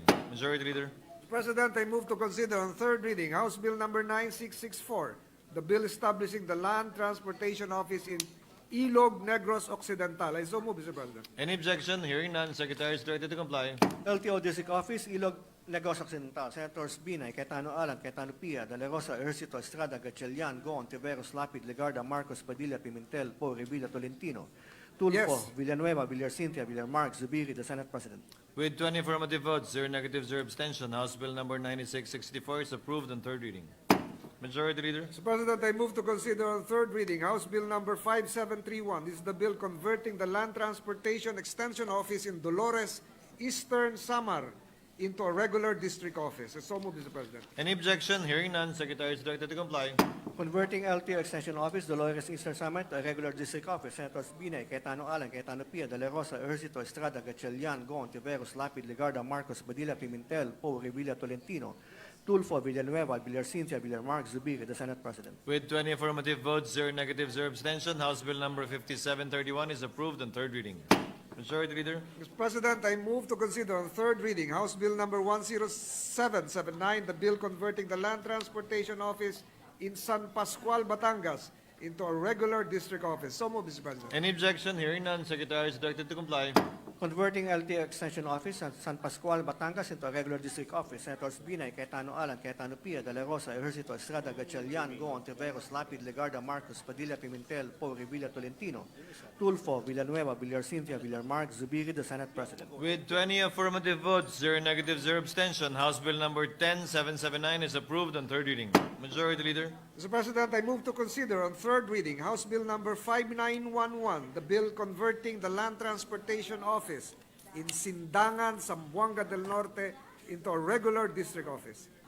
Any objection? Hearing none, Secretary is directed to comply. Converting the LTO Extension Office in Sindangan, Zamboanga del Norte into a regular district office. Senators Binay, Cayetano Alan, Cayetano P.A, De La Rosa, Ejercito, Estrada, Gatchalian, Goon, Tiveros, Lapid, Legarda, Marcos, Padilla, Pimentel, Po, Revilla, Tolentino, Tulfo, Villanueva, Villarcintia, Villarmark, Zubiri, the Senate President. With 20 affirmative votes, 0 negatives, 0 abstention, House Bill number 5911 is approved on third reading. Majority Leader for the last two bills. Yes, Mr. President. I move to consider on third reading House Bill number 8152, the bill converting the Land Transportation Extension Office in Las Piñas City, Metro Manila, into a regular licensing center. So move, Mr. President. Any objection? Hearing none, Secretary is directed to comply. Converting the LTO Las Piñas Licensing Extension Office into a regular licensing center. Senators Binay, Cayetano Alan, Cayetano P.A, De La Rosa, Ejercito, Estrada, Gatchalian, Goon, Tiveros, Lapid, Legarda, Marcos, Padilla, Pimentel, Po, Revilla, Tolentino, Yes. Tulfo, Villanueva, Villarcintia, Villarmark, Zubiri, the Senate President. With 20 affirmative votes, 0 negatives, 0 abstention, House Bill number 8152 is approved on third reading. Mr. President, I move to consider on third reading House Bill number 8281, the bill establishing the Land Transportation Office in Gataran, Province of Cagayan. I so move, Mr. President. Any objection? Hearing none, Secretary is directed to comply. Converting the LTO Extension Office in Cataran, Cagayan into a regular district office. Senators Binay, Cayetano Alan, Cayetano P.A, De La Rosa, Ejercito, Estrada, Gatchalian, Goon, Tiveros, Lapid, Legarda, Marcos, Padilla, Pimentel, Po, Revilla, Tolentino, Tulfo, Yes. Villanueva, Villarcintia, Villarmark, Zubiri, the Senate President. With 20 affirmative votes, 0 negatives, 0 abstention, House Bill number 8281 is approved on third reading. Majority Floor Leader. 1 minute suspension, Mr. President. Session is suspended.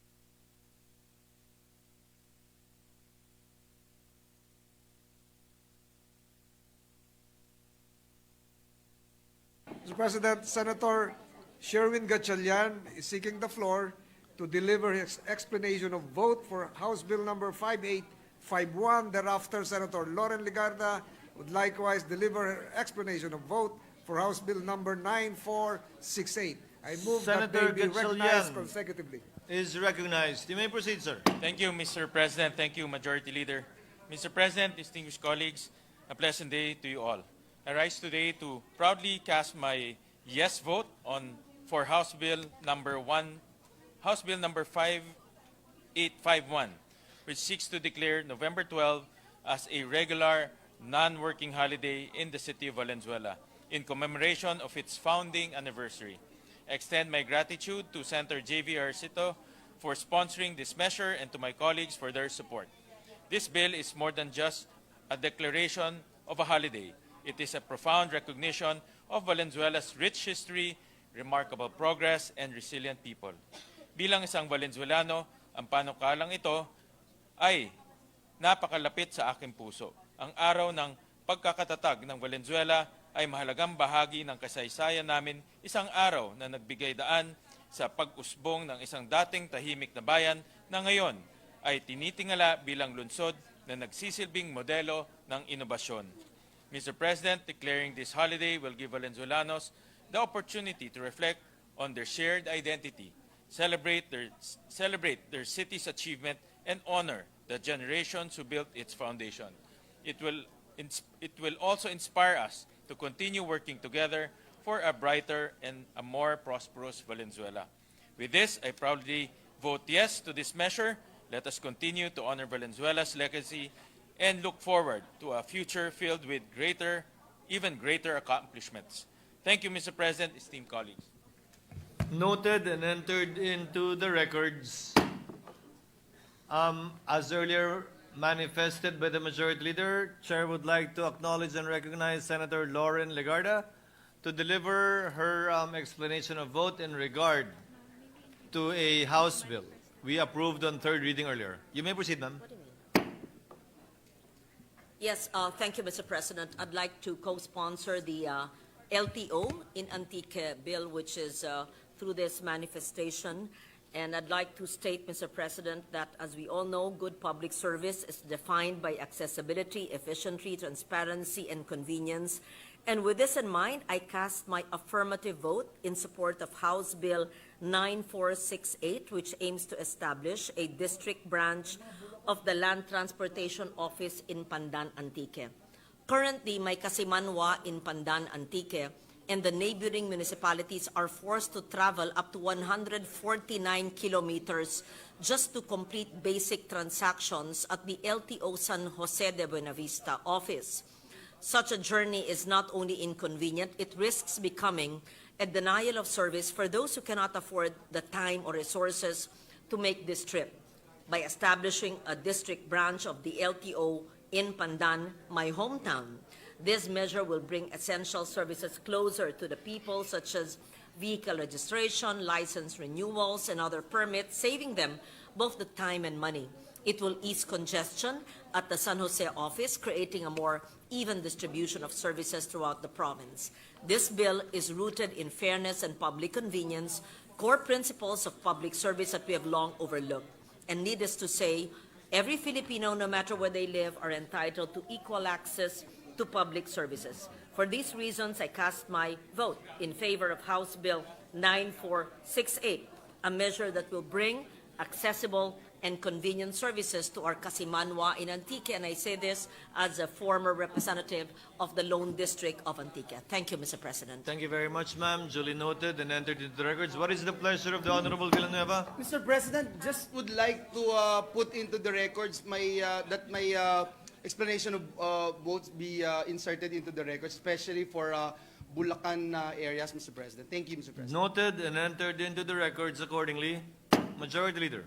Mr. President, Senator Bongo would like to insert in the records his explanation of vote for House Bill number 3969 relative to the special working holiday in the island garden city of Samar. Noted and entered into the records. Majority Leader. Mr. President, I move that we resume consideration of House Senate Bill number 2825 under Committee Report number 322. This is the bill on the Philbox Modernization Act. I so move, Mr. President. Any objection? Hearing none, motion is approved. Majority Leader. The parliamentary status is that having closed the period of interpellation and there being no committee amendment, I move to open the period of individual amendments and recognize the sponsor, Senator Alan Peter Cayetano, to propose individual amendments. Any objection? Hearing none. The sponsor of the measure is recognized to propound individual amendments.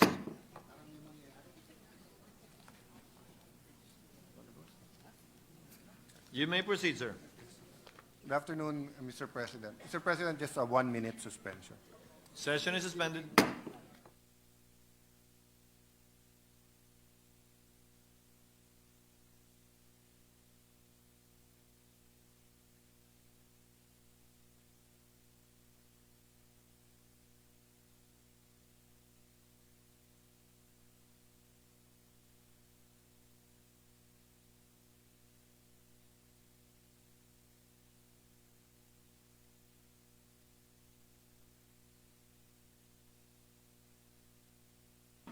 Thank you, Mr. President. Mr. President, may I just acknowledge the presence of the Director of FIVOX, Director Teresito C. Bacolcol. He was actually here on December 9 when Canloon volcano was erupting, and he was on his cell phone talking to everyone who had to get in touch with him, and even showing me the video where the alert level raised from 2 to 3, meaning magmatic unrest. So if that isn't a sign that every time we take care of, every time we schedule FIVOX, medyo may sign, no? Of course, nakikiramay po tayo sa lahat ng nakapaligid sa Canlaon na ngayon na displaced, and hope we can do more for them, no? Sorry, Secretary Solidum is also here. Mr. Secretary, thank you po for being here. Mr. President, so the following have amendments, individual amendments to propose. Senator Legarda, Senator Pimentel, Senator Pia Cayetano, myself, and Senator Villanueva. So everyone else asked me to read their amendment. So may we first recognize Senator Villanueva, who will propose his amendment.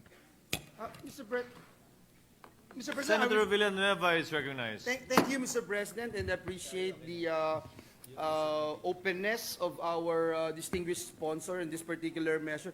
May I know, Mr. President, if we're going to do page by page, or will I just make my amendments, introduce my amendments, Mr. President, because I have one on page 3, one on page 7, and one on page 11, Mr. President.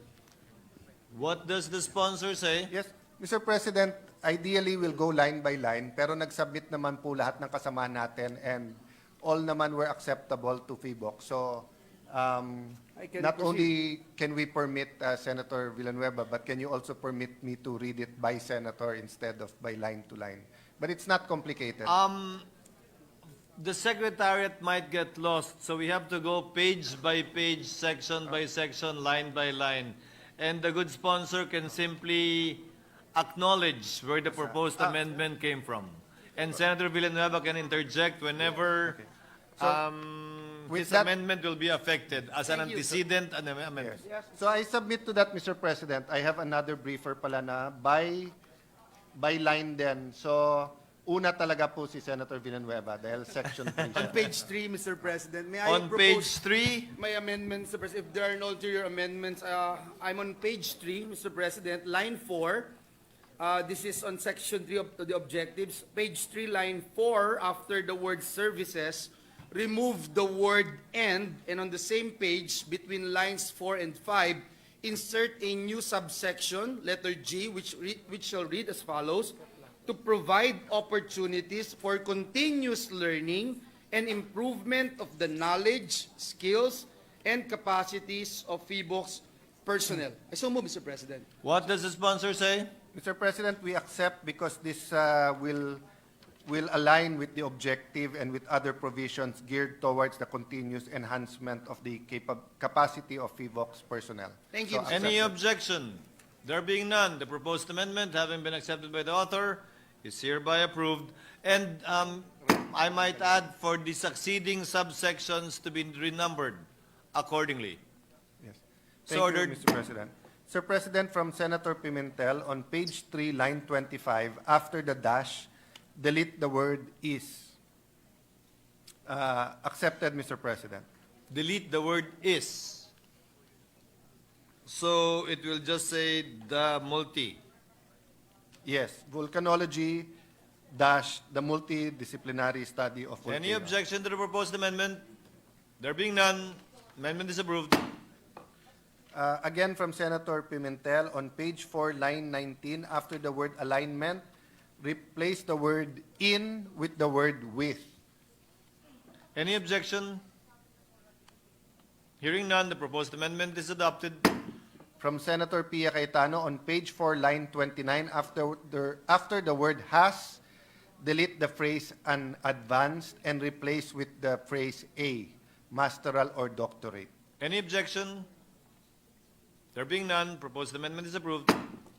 From yours truly, Mr. President, on page 5, line 15, after the word Philippines, delete the comma and the phrase whether active or dormant to, and replace with the phrase that will. Any objection to the proposed amendment? There being none, amendment is approved.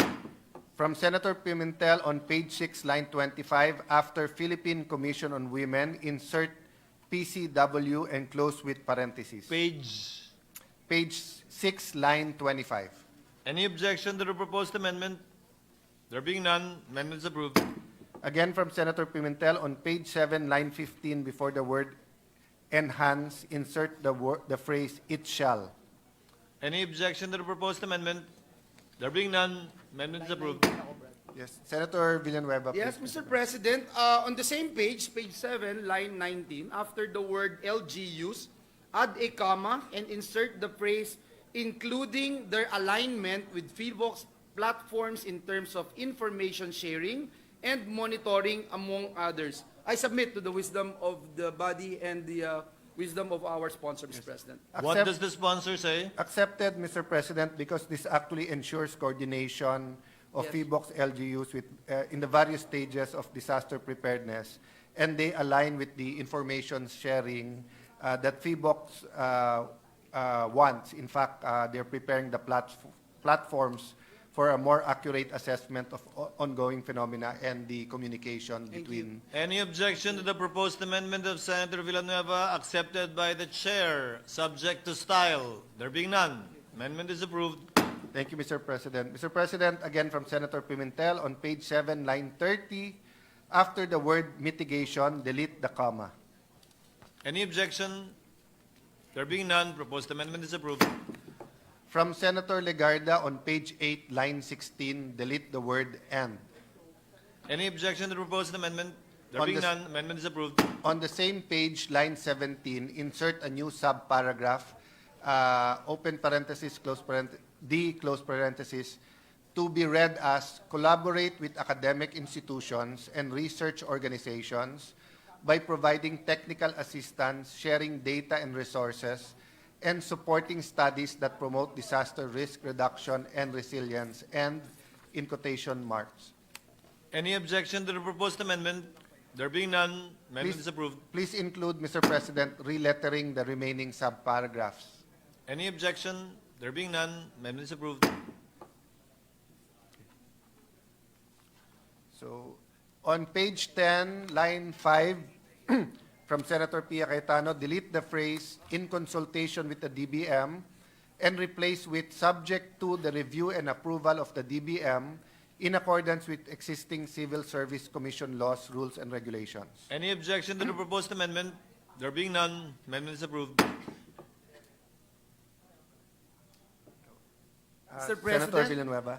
Senator Villanueva is Mr. recognized. President, on page 11, between lines 18 and 19, insert a new sub-paragraph, letter D, which shall read as follows: other facilities that aim to improve and enhance the dissemination of public information, education, and advocacy on hazards and risks. I submit, Mr. President. What does the sponsor say? Accepted, Mr. President. Thank Any you, Mr. objection to the President. proposed amendment of Senator Villanueva as accepted by the author and sponsor?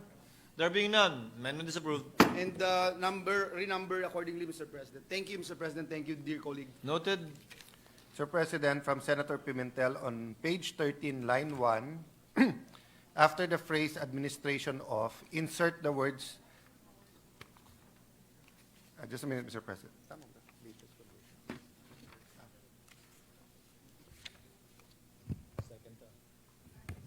Okay.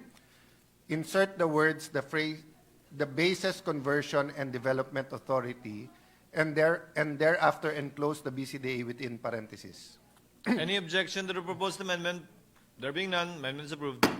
And still on the same line, after the words Clark Special Economic Zone, insert the word CESA enclosed with parentheses, CEZA. Any objection to the proposed amendment? There being none, amendment is approved. From yours truly, Mr. President, on page 13, delete lines 10 to 14, the entire section on procurement of scientific and technical material equipment and services, and number the subsequent sections accordingly.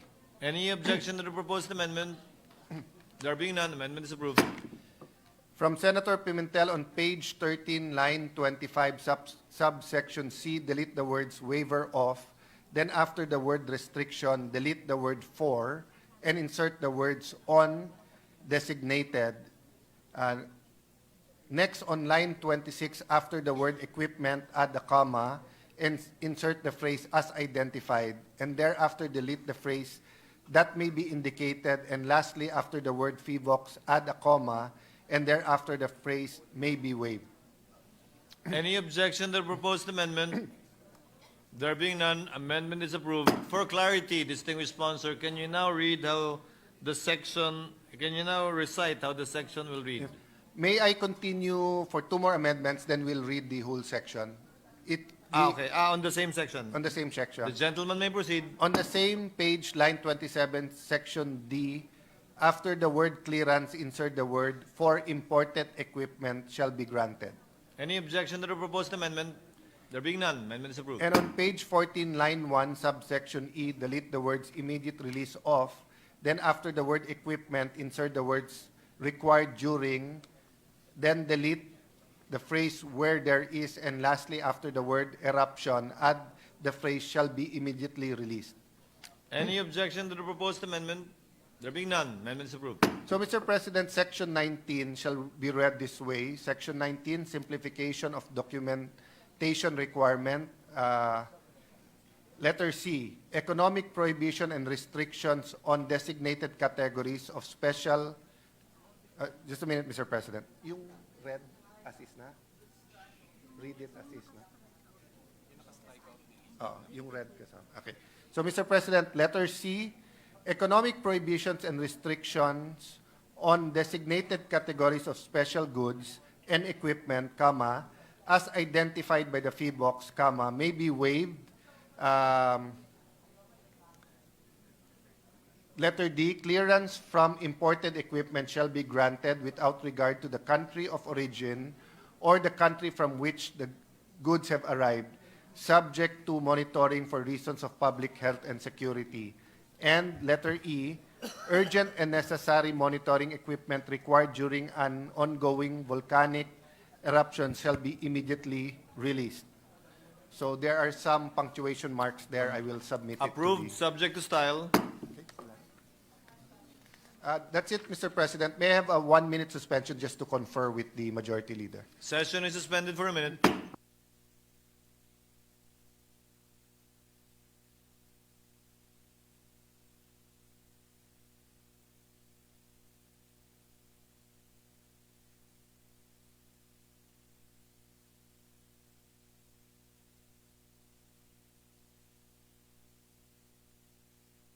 Majority Leader. Mr. President, after conferring with Minority Leader with no other individual amendment, I move to close the period of individual amendments. Any objection? Hearing none. Period of individual amendments is now closed. Majority Leader. Mr. President, considering the importance of this Senator bill Cayetano is recognized. and the urgency, may I ask the Majority Leader if it's his pleasure to proceed to submit this bill on second reading to our colleagues? Majority Leader. Mr. President, I move to approve on second reading, House Bill number 2825. I so move, Mr. President. Any objection? Hearing none, motion is approved. Congratulations, Senator Cayetano. Thank you to all the Majority Floor authors Leader. and congratulations, DOST, FIVOX. Thank you for your patience. Mr. President, I move to suspend consideration of Senate Bill number 2825. So move, Mr. President. Any objection to the motion? Hearing none, the aforementioned bill is now suspended. Thank you to our technical team from VIVOX as well. Majority Leader, Mr. President, I seek a 1-minute suspension. session is suspended.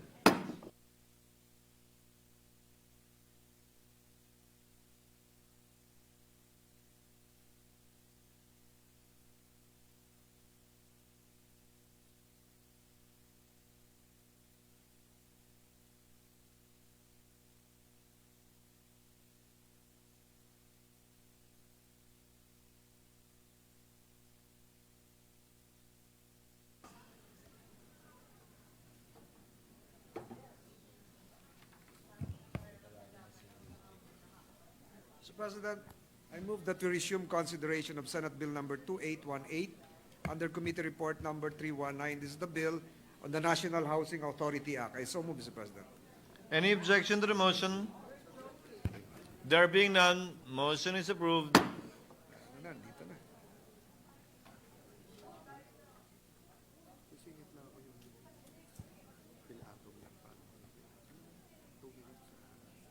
The distinguished sponsor of the measure, Senator Marcos, is recognized to receive questions from our distinguished Minority Floor Leader, the Honorable Senator Pimentel. The lady and the gentleman both have the floor. And for the information of the sponsor as well as the Minority Leader, after this, we will proceed directly with the barangay without changing the characters who have the floor as well. Just for your information. The gentleman from Marikina, the Honorable Minority Floor Leader, is recognized and may proceed with his interjections. Thank you very much, Mr. President, Minority Leader. We will do our best to answer your queries. With the permission of our sponsor, the title of the bill is an act strengthening the National Housing Authority by extending its corporate term and rationalizing its powers, repealing Presidential Decree number 757 series of 1975 as amended and for other purposes. Is this the title of our working draft, Mr. President? Yes, that is correct. Okay, so as revealed in the title, we are now part of the ideas in the bill is the extension of the corporate term of the NHA. So when is the NHA's existing or current corporate term to expire, Mr. President? July 31 of 2025. So that's a full 50 years. So naka 50 years na pala siya, but that's around 7 months from now. That's correct. Okay, so kailangan ng aksyon na ito whether the NHA deserves an extension of its charter or not. What is the proposal about the extension? How long? The proposal is that it be extended for another 50 years. Another 50 years. However, we are of course aware of the changing position of the Department of Finance. In the beginning, the DOF was opposed to the extension given the very poor performance and the low collection.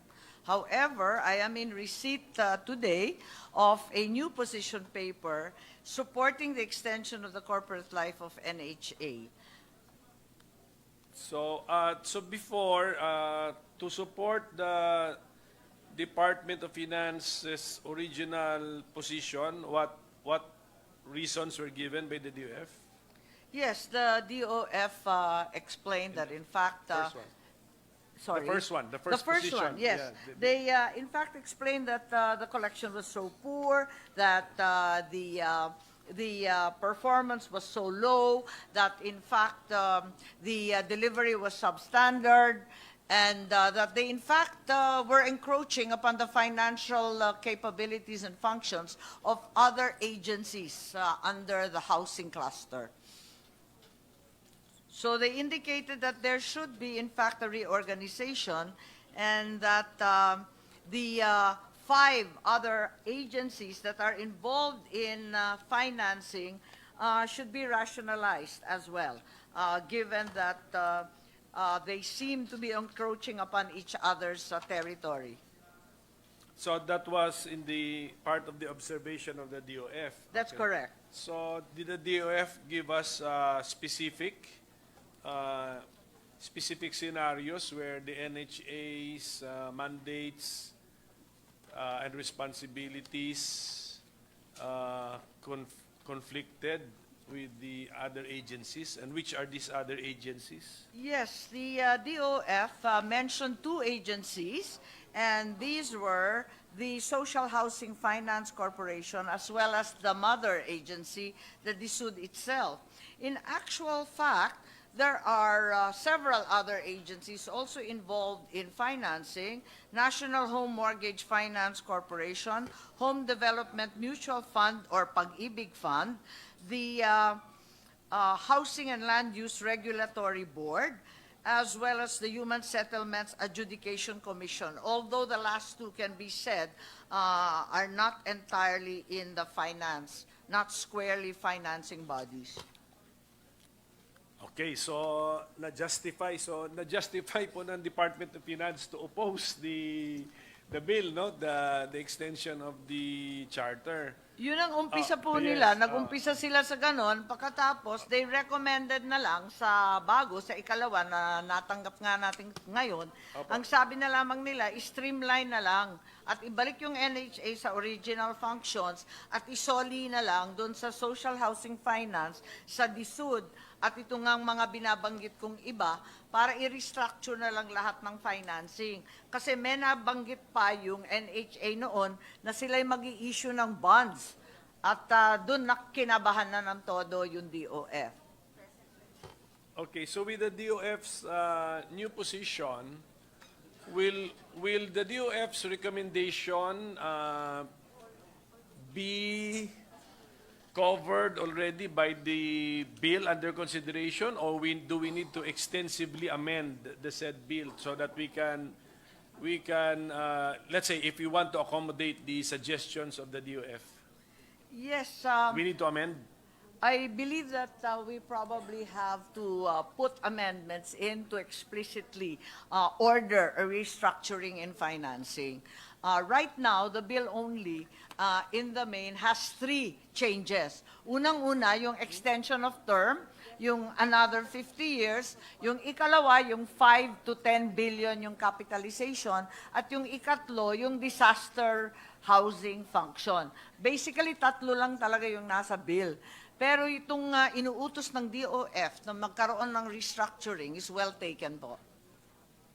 Akala ko po pinapasimple pa nga ng DOF yung panukalang batas, kasi ang sabi ng DOF ibalik si NHA sa original yes, to their function core niya, functions. which is, that's right. What is can we state now for the record what was the original core or primary function why the NHA was created?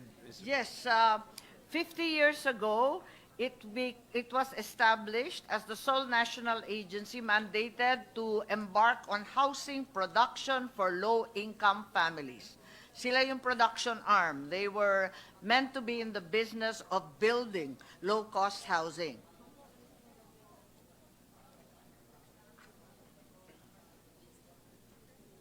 So housing production for the poor. Yes, that's correct. Yes, yun po. Okay, so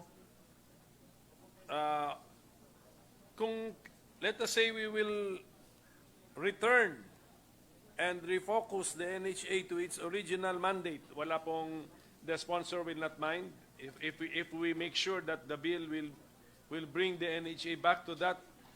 Focus lang siya doon to be the builder, to be the builder, not the financier. I believe we can come up with amendments, and I would be agreeable simply because several other agencies are now actually constructing homes for the poor, as it were.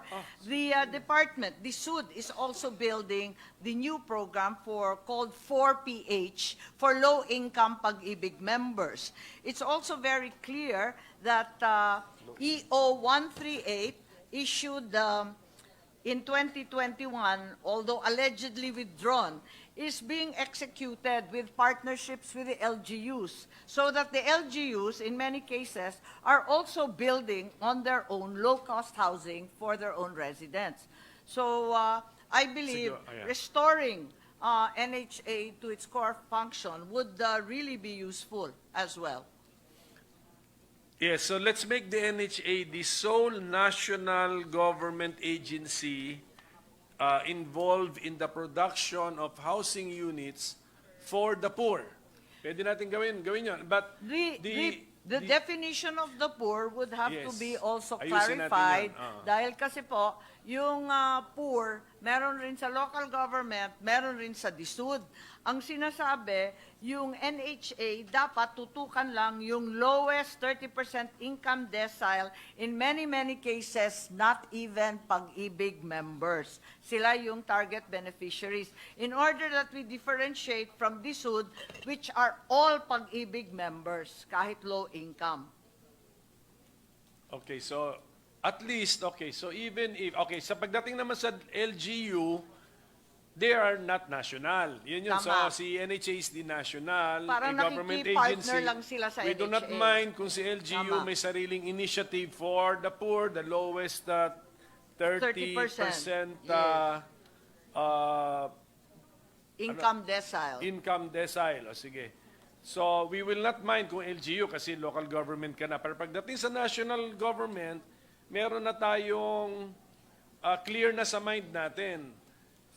NHA housing production, as far as for as long as your beneficiaries are the lowest 30% income decile. That's right. And then beyond that or above that, we will allow other national government agencies to also be housing production units for Yes, those I above believe the 30. the DSUD, the Department of Housing and Urban Settlements, is already embarking upon the 4PH program for housing. And they are significantly more expensive than the low monthly amortization of NHA. This would also justify the extension of term of corporate life of NHA because they would be differentiated in that case. But why do we have a department actually building houses?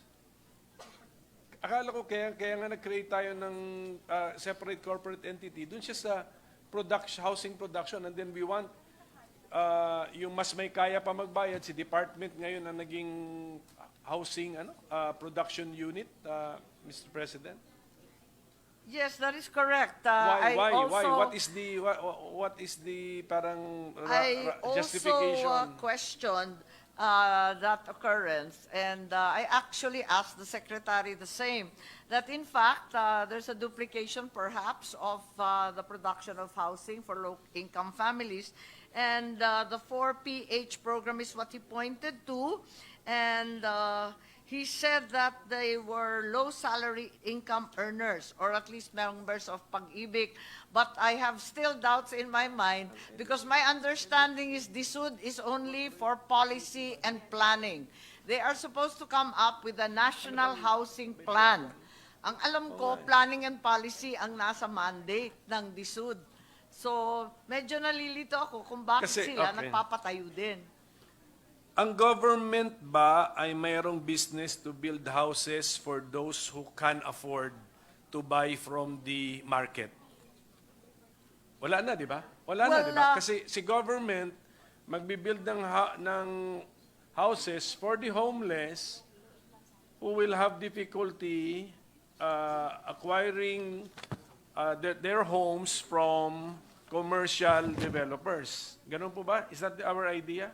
Yes, my understanding, or at least the original conception for the SUD, was for it to be the lead for policy and planning. only for policy in housing development, but not to embark on actual housing Correct. and building. That was my Correct. understanding. Kaya nga, kung papasok si gobyerno in building houses, it must be for, quotation marks na natin, the poor. That's Tama? correct. It must be for the poor. Wala na tayong pakialam kung anong decile. anong decile yun, basta for the poor. Ang- So, and it must only be one sole national government agency, and let it be, if we decide on that, let it be the NHA. That's correct. I believe so. But the argument of DSUD is that the housing gap is so large and their target beneficiaries are also poor. They are low-salaried income earners and members of Pag-ibig. So they're a little bit above the 30% NHA market, but they also are poor. No, kasi nga we are accepting the 30% decile Yes. kasi, but we can release the NHA from that limitation. Correct. If we agree that we will have one national government agency for housing production. For That's correct. for those who are to be helped by the government. Yes, there could Oh. be, in fact, there could be varieties of housing. Yung Correct. talagang socialized housing, for example, for those being relocated or resettled from the Manila Bay Area in accordance with the Supreme Court Mandamus Order from 2008. For example, NHA, klaro po yun. Aba. O, tapos wala talaga silang kakayahan, lilipat sila sa iba't ibang probinsya. So, klaro yun na NHA talaga. Pero yung pinapasukan ng 4PH, mas nakakaangat doon. Pag-ibig member na nga sila, so may contract of employment, at sila ay... Bakit? Ang binibigay lang sa kanila, ang justification ng DSUD, ang binibigay lang daw dito sa mga Pag-ibig members na low salaried, interest lang. Interest subsidy lamang ang binibigay. Samantalang, outright subsidies ang binibigay sa pagbayad ng NHA. Iba naman daw. Pero in terms of your question, why is the DSUD building when the sole mandated agency is NHA?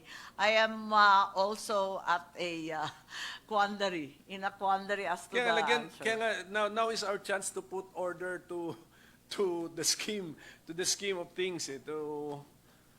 We have to put order. Perhaps Senator Ejercito, who was present at the outset of all these changes, can enlighten us. Yes, Mr. President, may I be recognized? Call a friend po.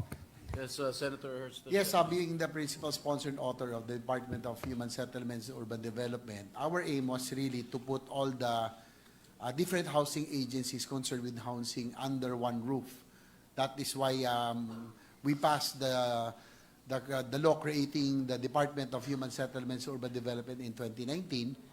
And NHA is one of the agencies that is now under the DSUD, no? And NHA is the construction arm of the department right now, no? They are the agencies tasked to build and construct houses for the lowest end. Yun na nga po yung binanggit kanina ni Senator Amy, our sponsor. Ito po yung mga relocatees from the danger zones, dito po sa Mandabo, sa Manila Bay, and other informal settler families, no, who need to be relocated. So yun po ang task ng NHA. But now there is a program that's the 4PH under Department of Human Settlements and Urban Development. This will cater to the lower and I think up to the middle income class, Your Honor, Mr. President. So the NHA will cater to the lowest income. And ito po yung talagang halos walang, these are the ones who have the minimum capacity to pay. Kaya nga po, ito po yung halos subsidized na po. But they still have to pay, no? Wala na hong libre ngayon, so that the government will be able to recover something, so that they will be still continue to build houses, considering that our backlog now stands at about 6 million houses, Your Honor, Mr. President. Thank you very much, Senator Ejercito. At least nakapag-call a friend ako. Kasi nalilito na po ako dahil ang pagkaintindi ko, yung poorest talaga ang NHA.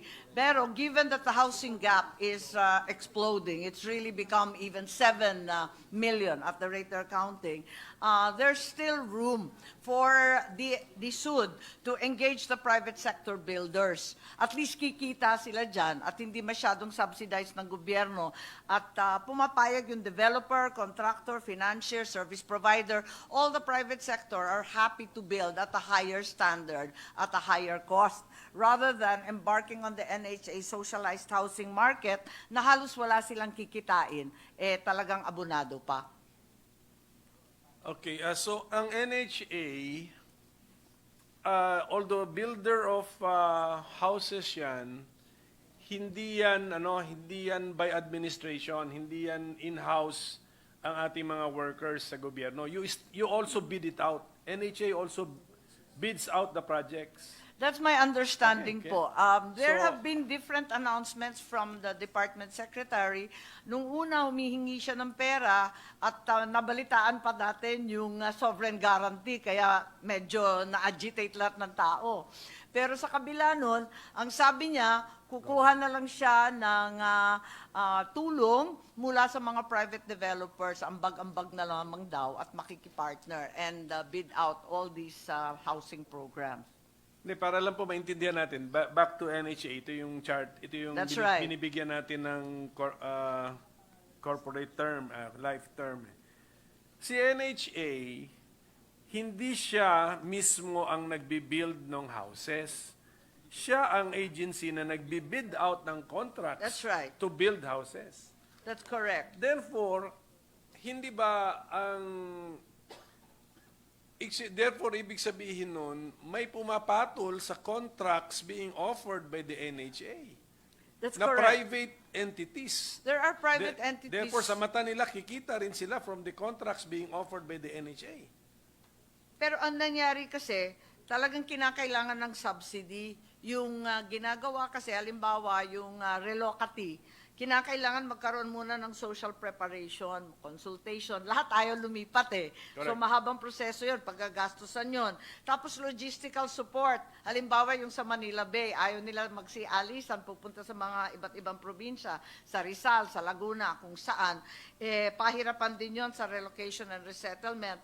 Tapos maghahanap ng bagong hanap buhay, may livelihood, community facilities dun sa bagong lugar, hindi naman pwedeng i-pass on yun at yung land development sa private developer. Ang ibibid out mo, yung bahay lang mismo. Pero yung i-absorb lahat ng cost sa paglilipat, pag may calamity, pag living in a dangerous area, or waterways, or na-expropriate sa right-of-way ng public works, mahirap i-absorb lahat ng socialized housing developer.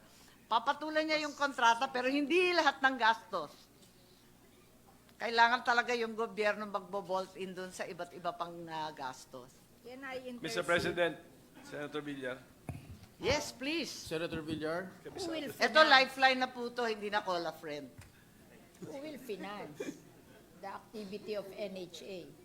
Kaya, Will the government give them money or they will get it from investor? Yes, ang gobyerno po ang nagbibigay at nagsasubsidize dito sa mga gastos na lihis na.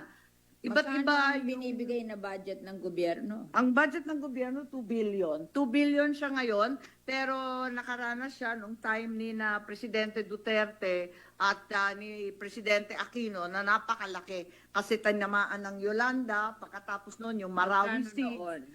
Lumaki ng andito, nasa, malaki kasi noon yung time na yon nasa 50. Umabot ng 50. Naalala ko, yung time na yon umabot po ng nasa, ano na yung total niyan? Ano ba yung pinakamalaki dito? Ang pinakamalaki ay 2016, 2014, 32 million, 2016, 38 billion. Yeah, billion, sorry. 30 billion, 2013, Yolanda yon. 32, 2014, 38, 2016. Yun ang pinakamalalaki. Tapos, lumaki na naman, 2020, naging 8.5. Bahagi na to ng Marawi. At saka nung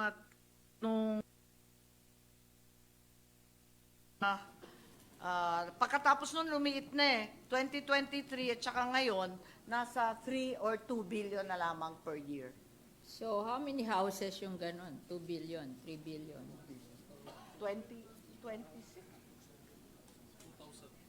Nasa 2,000 lang ang napapatayo nila dahil maliit na lang yung budget So, daw. wala na. Halos wala na. Wala na. So, what's the use? What's the use? Hindi ba dapat ang gobyerno, you will provide for the poor, Yes. diba? And the homeless. Bakit pupunta tayo sa middle class? Middle class can buy from the private sector. Dapat ang pera ng gobyerno for the poor. For and the poor homeless. naman po to. Ito yung mga Oo for the nga, poor pero talaga. kung 2 billion na lang, 2,000 houses, sabi mo, backlog 7 million. Yeah, grabe ang backlog. Pero andyan pa rin ang pangangailangan, yung mga So nasalanta parang ng mali bagyo. yata ang ginagawa nila na ini-emphasize nila yung 4PH. 4PH kesa yung for the poor. Totoo yan. I'm sure yung backlog na yan, sa poor yan, hindi yan sa middle class. Oo, malaking-malaki. For example, dun sa Supreme Court, Mandamus, yung 2008, I think nasa 26,000 houses pa lamang ang napapatayo. Samantalang yung actual need, tinatansya nila sa 300,000. Oo. Ang layo sa realidad So I think when we review NHA, we should review the should also. We cannot just review NHA. In isolation. It should be the whole housing industry. Kasi masyadong malayo. Kasi kung 2,000 lang a year, kailan natin masusolve ang problem? Yun ang problema, yung mahihirap, hindi naman yung middle class. The middle class can buy from the private sector. That's right. Sa nakikita ko nga ngayon, maraming recommendation, maliban pa dito sa extension lamang ng corporate life, marami talagang dapat paltan Kasi nagbago na nga at ang layo-layo sa realidad ng napapatayo nila. Unang-una, totoo bang makakakolekt pa nung 15 billion ang NHA? Ang baba-baba ng koleksyon nila. At saka yung iba, yung karamihan, 15 years old na. Palagay ko wala nang balak, mas maigi pa. Off But the they books cannot na, get the i-condone na yan. title. Yes, They cannot get the title without paying NHA. Yun na nga, so kaya nga that's the problem. i-condone na rin nila, di ba? I-condone na lang ng NHA kung talagang yung sobrang mahirap. Kasi nung umpisa, marami doon. They can afford, it's 500 a month lang Lumulobo po after 11 years. That's the problem. The first 10 years, 200 pesos hanggang 500 pesos. I think they can afford it. Ang ano lang, hindi mahigpit ang NHA to collect. Marahil. Kasi yung ganong amount, kahit sino na mahirap can afford that. Ang problema, hindi naman sila, dapat magpo-foreclose din. Sa palagay, para mapuwersa sila magbayad, di ba? Medyo Kasi malupit po mag-foreclose yung hindi iba. magbabayad. I think kailangan isa-isahin kasi iba-iba yung problema nila. Nakita ko sa breakdown nila, yung may mga 15 years hindi nagbabayad. Palagay ko, kailangan suriin maigi kung talagang may balak magbayad. At saka tignan kung nakatira pa ron. Pagkatapos siguro dapat i-explore na natin yung extended lease. Yung mahaba na lang na lease imbes na bibilhin pa. Kasi may lupa yun Pag bumalik sa gobyerno yun, we still have the fighting chance of actually rebuilding and improving the site and giving it to others who are perhaps still poor, whereas the original owners, baka nakaahon na yun sa kahirapan kahit paano. Kasi we have done it. Plenty of it in Las Piñas. Those who are not paying can afford to pay. It's just that you are not forcing them to pay. Kasi if you have a house in Las Piñas, you're just paying 500. You will pay for it. Pag kinuha nyo yung lupa, mapupersa silang magbayad. Kasi kaya naman Before that, Minority Leader, may I ask one question to the sponsor? Madam Sponsor. Ano I pong- agree. I Yeah. agree. Talagang totoo yun. Ano nga ba yun? Hindi, yung sa bayaran. Yeah, Madam Sponsor, ano po Yes ginagawa po. what action has the NHA taken dun sa mga delinquents? Yung sinasabi niya 15 years na hindi na nagbabayad, ano action ang ginawa nila? Yes, they've actually undertaken the contracting of professional private collection agents. And in the two cases involved in Region 3, lumaki naman ang collection nila. They got two companies that are professional collectors. Mukhang nag-improve naman to. At ito yung pilot model nila para sa Region 3 ngayon. Pero mukhang palalawakin naman nila. Ang problema, sa palagay ko, tulad ng sinabi ni Senator Villar po, kinakailangan suriin ng maigi yung mga utang, lalong-lalo na yung mga 15 years old and above. Yung iba, ang pagkaintindi nila, talagang subsidized, ibig sabihin wala nang utang yun. Ang pagkaintindi nila, wala nang bayaran. Yung iba naman, ang inaakala, talagang kayang-kaya nila, pero pag umabot na ng 11 taon, naku, lumalaki na yung bayarin, ayaw na, hindi na daw kaya. Kaya't meron po ako na tinitignan, mabuti siguro mag-condone ng iba, yung iba naman talagang magkaroon na ng eviction. Kapag talagang kaya na, di palayasin na, hindi naman tama yung ganon. May bill po ako na sinasabi kapag hindi nagbayad ni minsan, nako, hindi pwede yung ganon. O di kaya yung iba naman, inabandon na yung lugar, nasa ibang lugar. O binigay naman sa third party owner. Dapat i-foreclose na sa lalong madaling panahon at ilipat na sa iba na mas may kakayahan at karapatan na lumipat. So I think all those issues need to be threshed out first before we can go through the 15.156 billion, which clearly more than 10 years yung 6 billion doon. Wala bang orientation na nangyayari bago sila tanggapin ng NHA? Hindi ba sila ino-orient? Yes, mahaba-haba yung orientation nila. Kaya lang, at the end of the day, a great number of them don't really want to move. Yung iba napilitan lang dahil talagang right of way na expropriate yung lugar. O di kaya na-deklarang danger zone. Or else napilitan lang dahil sa Manila Bay Mandamus Order. So to a great extent, they're very, very reluctant relocatees. Okay. Thank you, Madam Sponsor. Minority Leader, you can continue. Well, thank you. ulitin ko po, no, this is our chance to put some order or some sense into what is happening in the housing sector. Imagine NHA for 50 years ng experience nila in building houses. I mean, dapat expert na sila dyan sa building houses for the poorest of the poor. Dapat pag sinabi, kahit yung mga members ng Pag-ibig, dapat kaya na nilang gawa ng bahay po yan with 50 years of experience. I really cannot understand why we have to differentiate.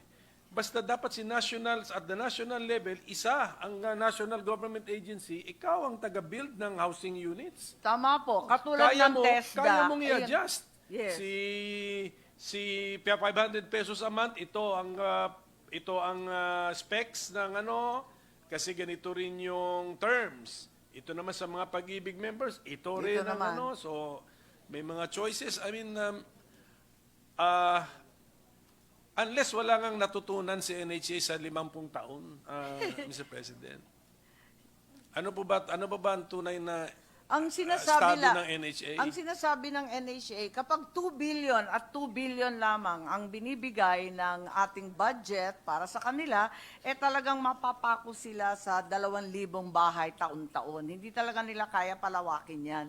Dahil kulang na kulang talaga yung pondo. Walang kakagat na kontratista, kailangan mag-layout talaga sila. Sila muna mag-land development, sila maglagay ng yung pagtuturo, community facilities. Kailangan gumastos ang gobyerno bago magsilipat Ang NHA po ay nag-ooperate under a corporate operating budget. That's Tama correct. Po? So 2 billion is parang subsidy, government subsidy. That's But right. how much is the actual total annual COB of NHA? 32? For 2024, for example, itong taon na ito. 2 billion din yung kanyang subsidy. Oh, sige. It's roughly 40 billion. 40 billion. Given their collections So and 40 the other revenues. So 40 billion plus 2? Plus 2 ba yun o including the 2 billion? That's already including, Including. the Ah, sige. 2B. Tanggalin natin si 2B. So 38 billion internally generated funds of the NHA. Paano nila na-generate po yon? 38 billion. Are these actual cash or sa paper lang as if meron silang revenues? Yes, they have some collections, they have trust funds, and they have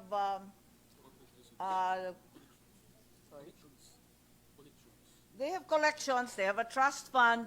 There's also some funding that derives from DOTR and DPWH because of the right-of-way expropriation balances. So 38 plus 2, 40 billion. Ginagamit po lahat yan for the mandate of the NHA.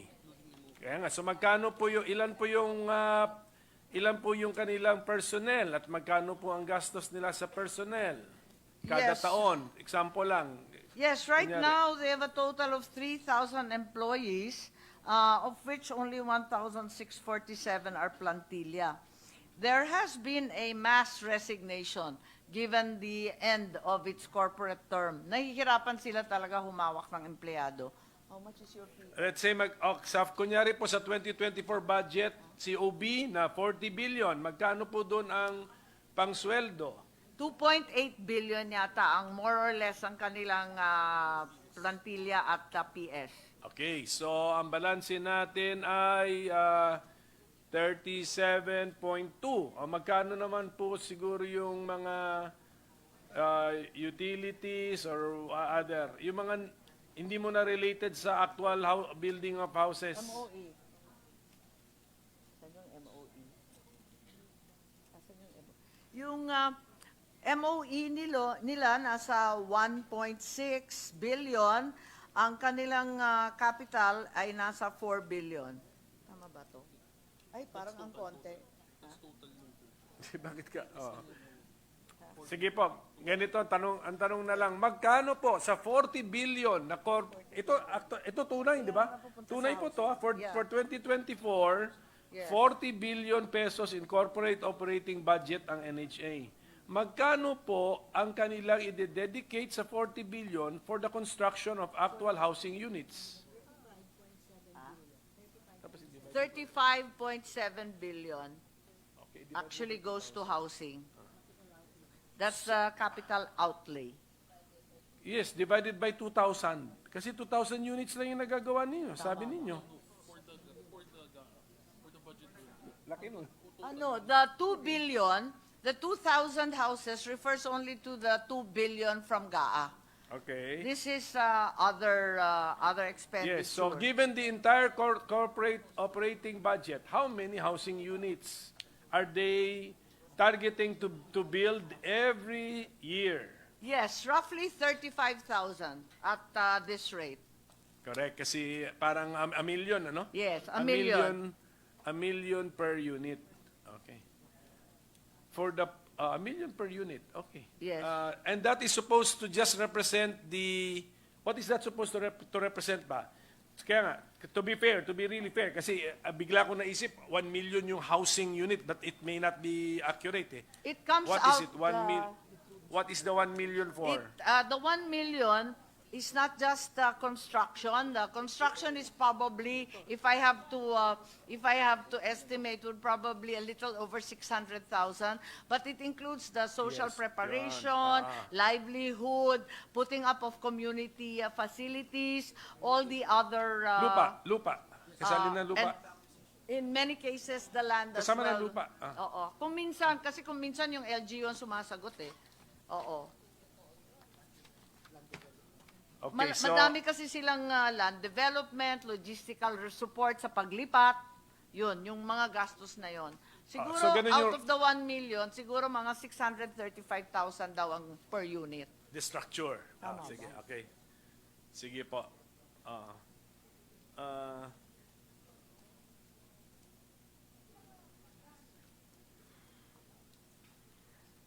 Right now, you were inquiring po about the vacancies and the number of employees. Because of the end of their corporate life, they have been enduring all kinds of mass resignations given the apprehension that NHA will wind down, and perhaps 56 to 44,000 vacancies now exist. Nangangalahati na lang yung kanilang working force.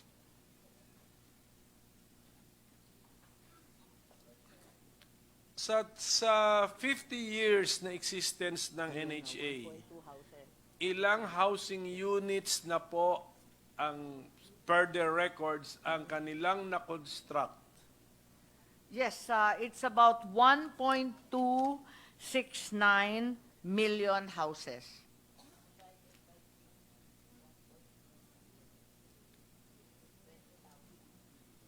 Sa loob ng 50 taon. Yes. Apa. Ilan po, di ba ano yan, when the NHA constructs, ano yan, parang mga settlements yan, ano? Hindi That's naman correct. Yan, hindi naman yan you construct one house in an area, in a subdivision, magko-construct ka, hindi. So, settlements. So itong 1.269 housing units comprise how many settlements or projects? 2,722 projects. And the resettlement program encompasses a big part of that. About 40% involve the informal settlers in danger areas, right-of-way, the Supreme Court mandamus, the regional resettlements. Pagkatapos, 571 projects are the housing programs for calamity victims, 92 for AFP-PNP, and the rest is for settlement upgrading, site services, and other programs. Ano dito? Oo nga eh. Hingi po kami ng parang summary. Yes, I'm happy to share this with you. All the information na naandun na. This is all the information Yes. that I have right now. I'm happy to share.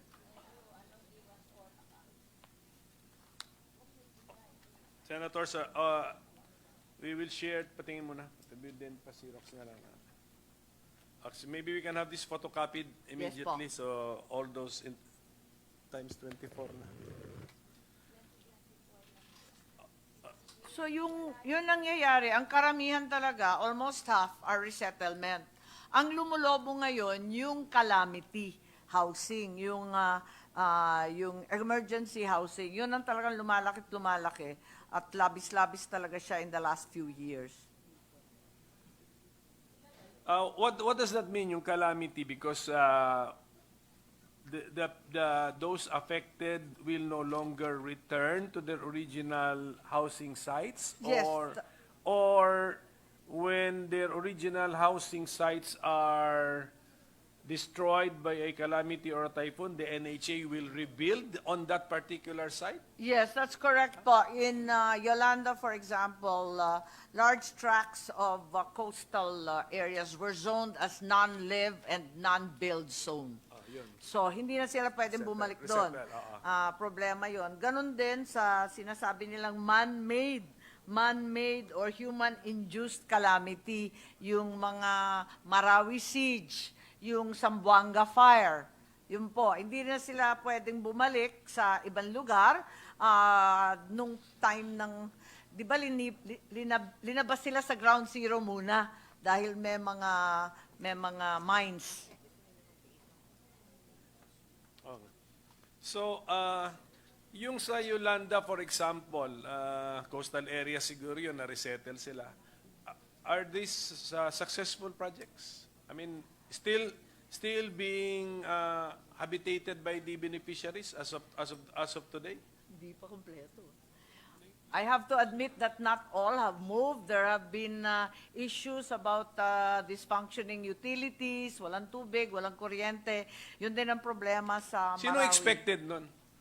When the NHA builds a settlement, bahay, ang interpretation ba nila, bahay lang, then hands off na sila? O pati dapat drainage, tubig, kuryente, Ang sabi ng paved NHA, roads?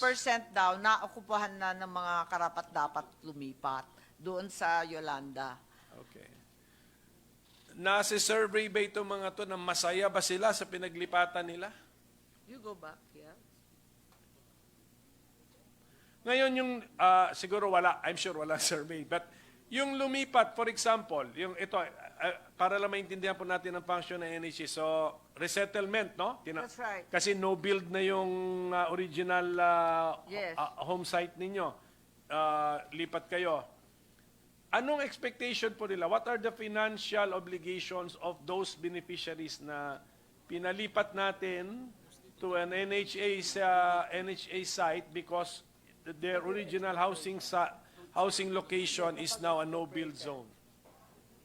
Yes, by and large, when it's a calamity situation, whether it's a war zone or a danger area for our climate specialists, it's an outright grant. Wala na silang babayaran pa. Pero yung obligasyon pa rin ng gobyerno, tulad ng sinabi niyo, tuloy-tuloy. Kasi yung livelihood, wala naman hanap buhay doon, pinaglipat mo. Wala rin community facilities. So tuloy-tuloy yung gastos actually. Dahil wala pang eskwela, walang simbahan, walang makainan, at yung mga sari-sari store at pagbibilahan ng mga gamit. So tuloy-tuloy pa rin yung involvement ng NHA. So till today, there are some properties that have accrued to NHA. Nasa NHA management pa rin hanggang ngayon. Teka, magulo po. Magulo. That means NHA is beyond... NHA is now beyond building housing units. They are building communities. Ganun po ba? They are obliged to build some community facilities, such as a school, for example, and so on. But by and large, this is usually turned over to the LGU for management and monitoring. Yes, Senator Ejercito. Yes, Senator. Yes, if I, Mr. President, may I be recognized. Please proceed, Senator Ejercito. Anyway, the housing program of old, no, nung hiwa-hiwalay pa ho ito, we are under the HUD-C, no? It was just a coordinating council. All 6 different housing agencies were doing their own thing, their own programs. Iba-iba yung proyekto, hindi po siya moving into one direction. That was the rationale why we created the Department of Human Settlements and Urban Development. Yung pong tanong ng ating minority leader, no, yung pong NHA, what in the past, noon po kasi parang compliance lang no, basta lang ho makapag-produce ng so many thousands of houses, even though hindi kino-consider yung hindi kino-consider na malayo sa trabaho, walang utilities, malayo sa mga health services or education sector. In fact, marami po doon sa mga pabahay noon, nasa malayong lugar, no? Liblib mga, halos talaga parang isolated. Kaya nga po nangyayari, naging vicious cycle. What happens is, beneficiaries will be forced to relocate, but in a few months' time, after a few months, dahil walang livelihood, no services, no health services, no education, aalis din po, mag-squat muli. So, yan po nangyayari dati. In fact, before, the occupancy rate of some housing projects were very low. So, that's the reason why we passed this so that the NHA, as well as the other housing agencies of government will now move into one direction at township na po. Kaya po natanong siguro na sabi ng sponsor that they are also concerned in dapat po merong near health services, meron pong educational services so that we will not commit the same mistake as before na talagang para lang makakomply ang gobyerno na sinabing merong so many thousands of houses were built but the occupancy was low. So yun po ang rationale, yung township idea na kompleto po. Tama. Mr. Chair, thank you po. To follow on Senator Ejercito's kind explanation, I'd like to clarify that in fact today the NHA doesn't hang around for a long time. They give themselves a 1 to 2 year deadline after the relocatees have actually resettled, and during that period, community structures like a covered court, a market, and so on will be set up. But after 1 to 2 years, they turn over the management of the township or the settlement to the local government. Yes, okay. So thank you. Ako, open-minded naman po ako. Open mind. Kaya nga sabi ko, kung may kailangan tayong ayusin to put order and some clarity.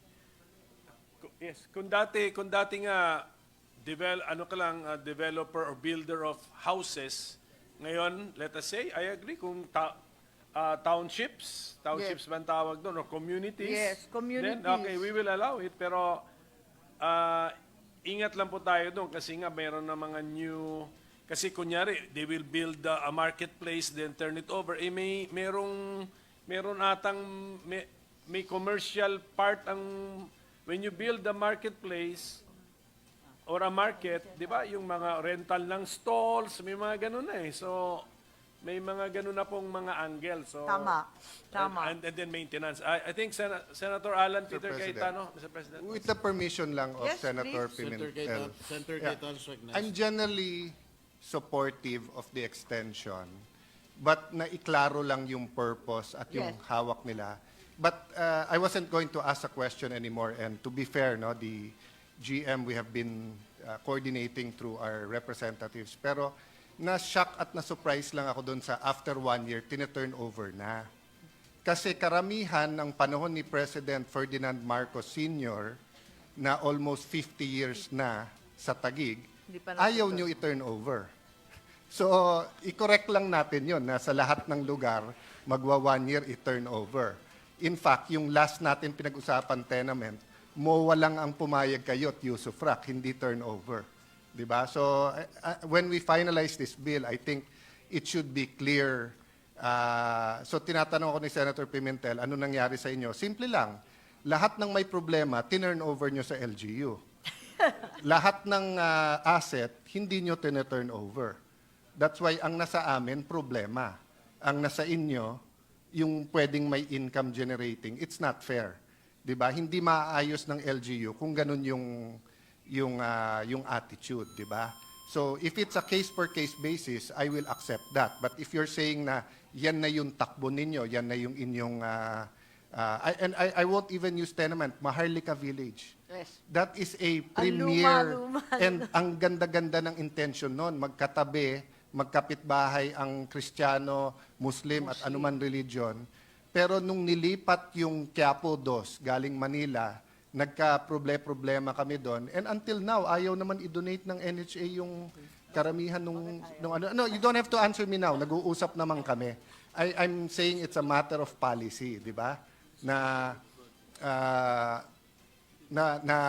iba ata yung sinasabi nilang policy nila na 1 year binibigay at iba actually on the ground. Kasi kami napakarami pang properties ng City of Taguig na nasa NHA. I just want to interject.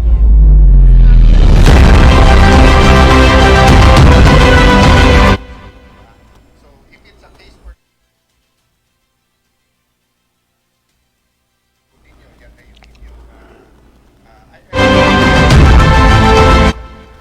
Okay, so yun mga kaibigan, napakinggan natin, napanood yung pong ginawang pagdinig ng Senado tungkol sa ilang mga problema. No, inuna na nga yung ito, pinag-uusapan yung huli yung tungkol sa mga housing, no, sa mga pabahay. Na totoo naman po yun na talaga naman pagka nangyari halimbawa ng NHA ay ang tagal po bago i-turn over o i-turn over sa local government. Pero alam niyo, minsan ito nangyayari noon, no? Di ba, kaya ginagawa yung mga pabahay na yan para sa mga mahihirap. No? Yung talagang can't afford. Pero ang nangyayari ho, tulad lang sa may area ng Malabon, Aba, yun yung naka-occupy doon sa bahay, karamihan, empleyado ng munisipyo. Diba?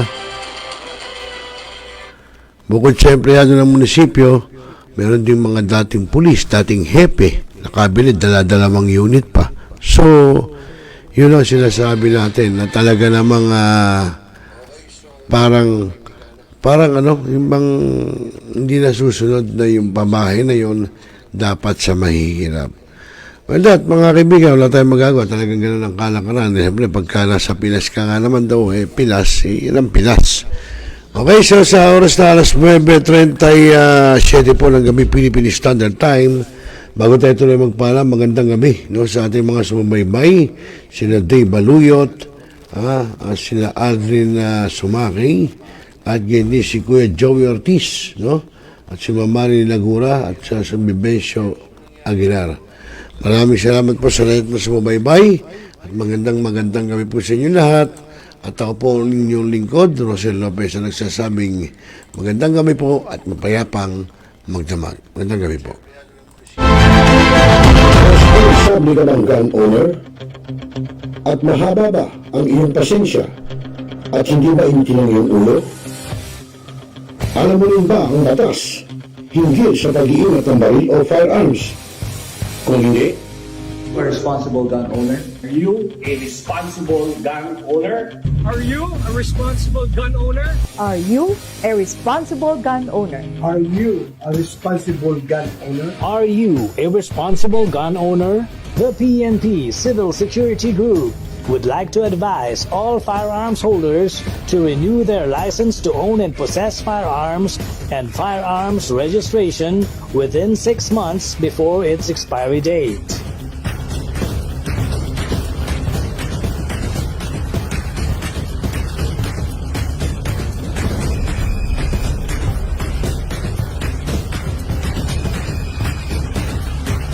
Tumawag na at makipag-ugnayan.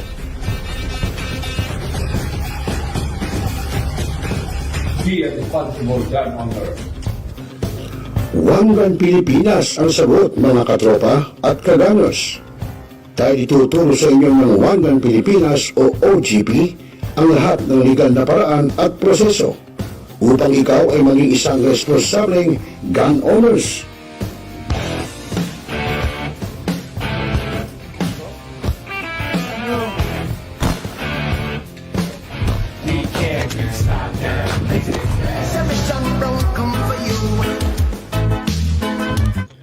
Ano pa hinihintay nyo, mga kagamers? Sali na sa One Gun Pilipinas ngayon na.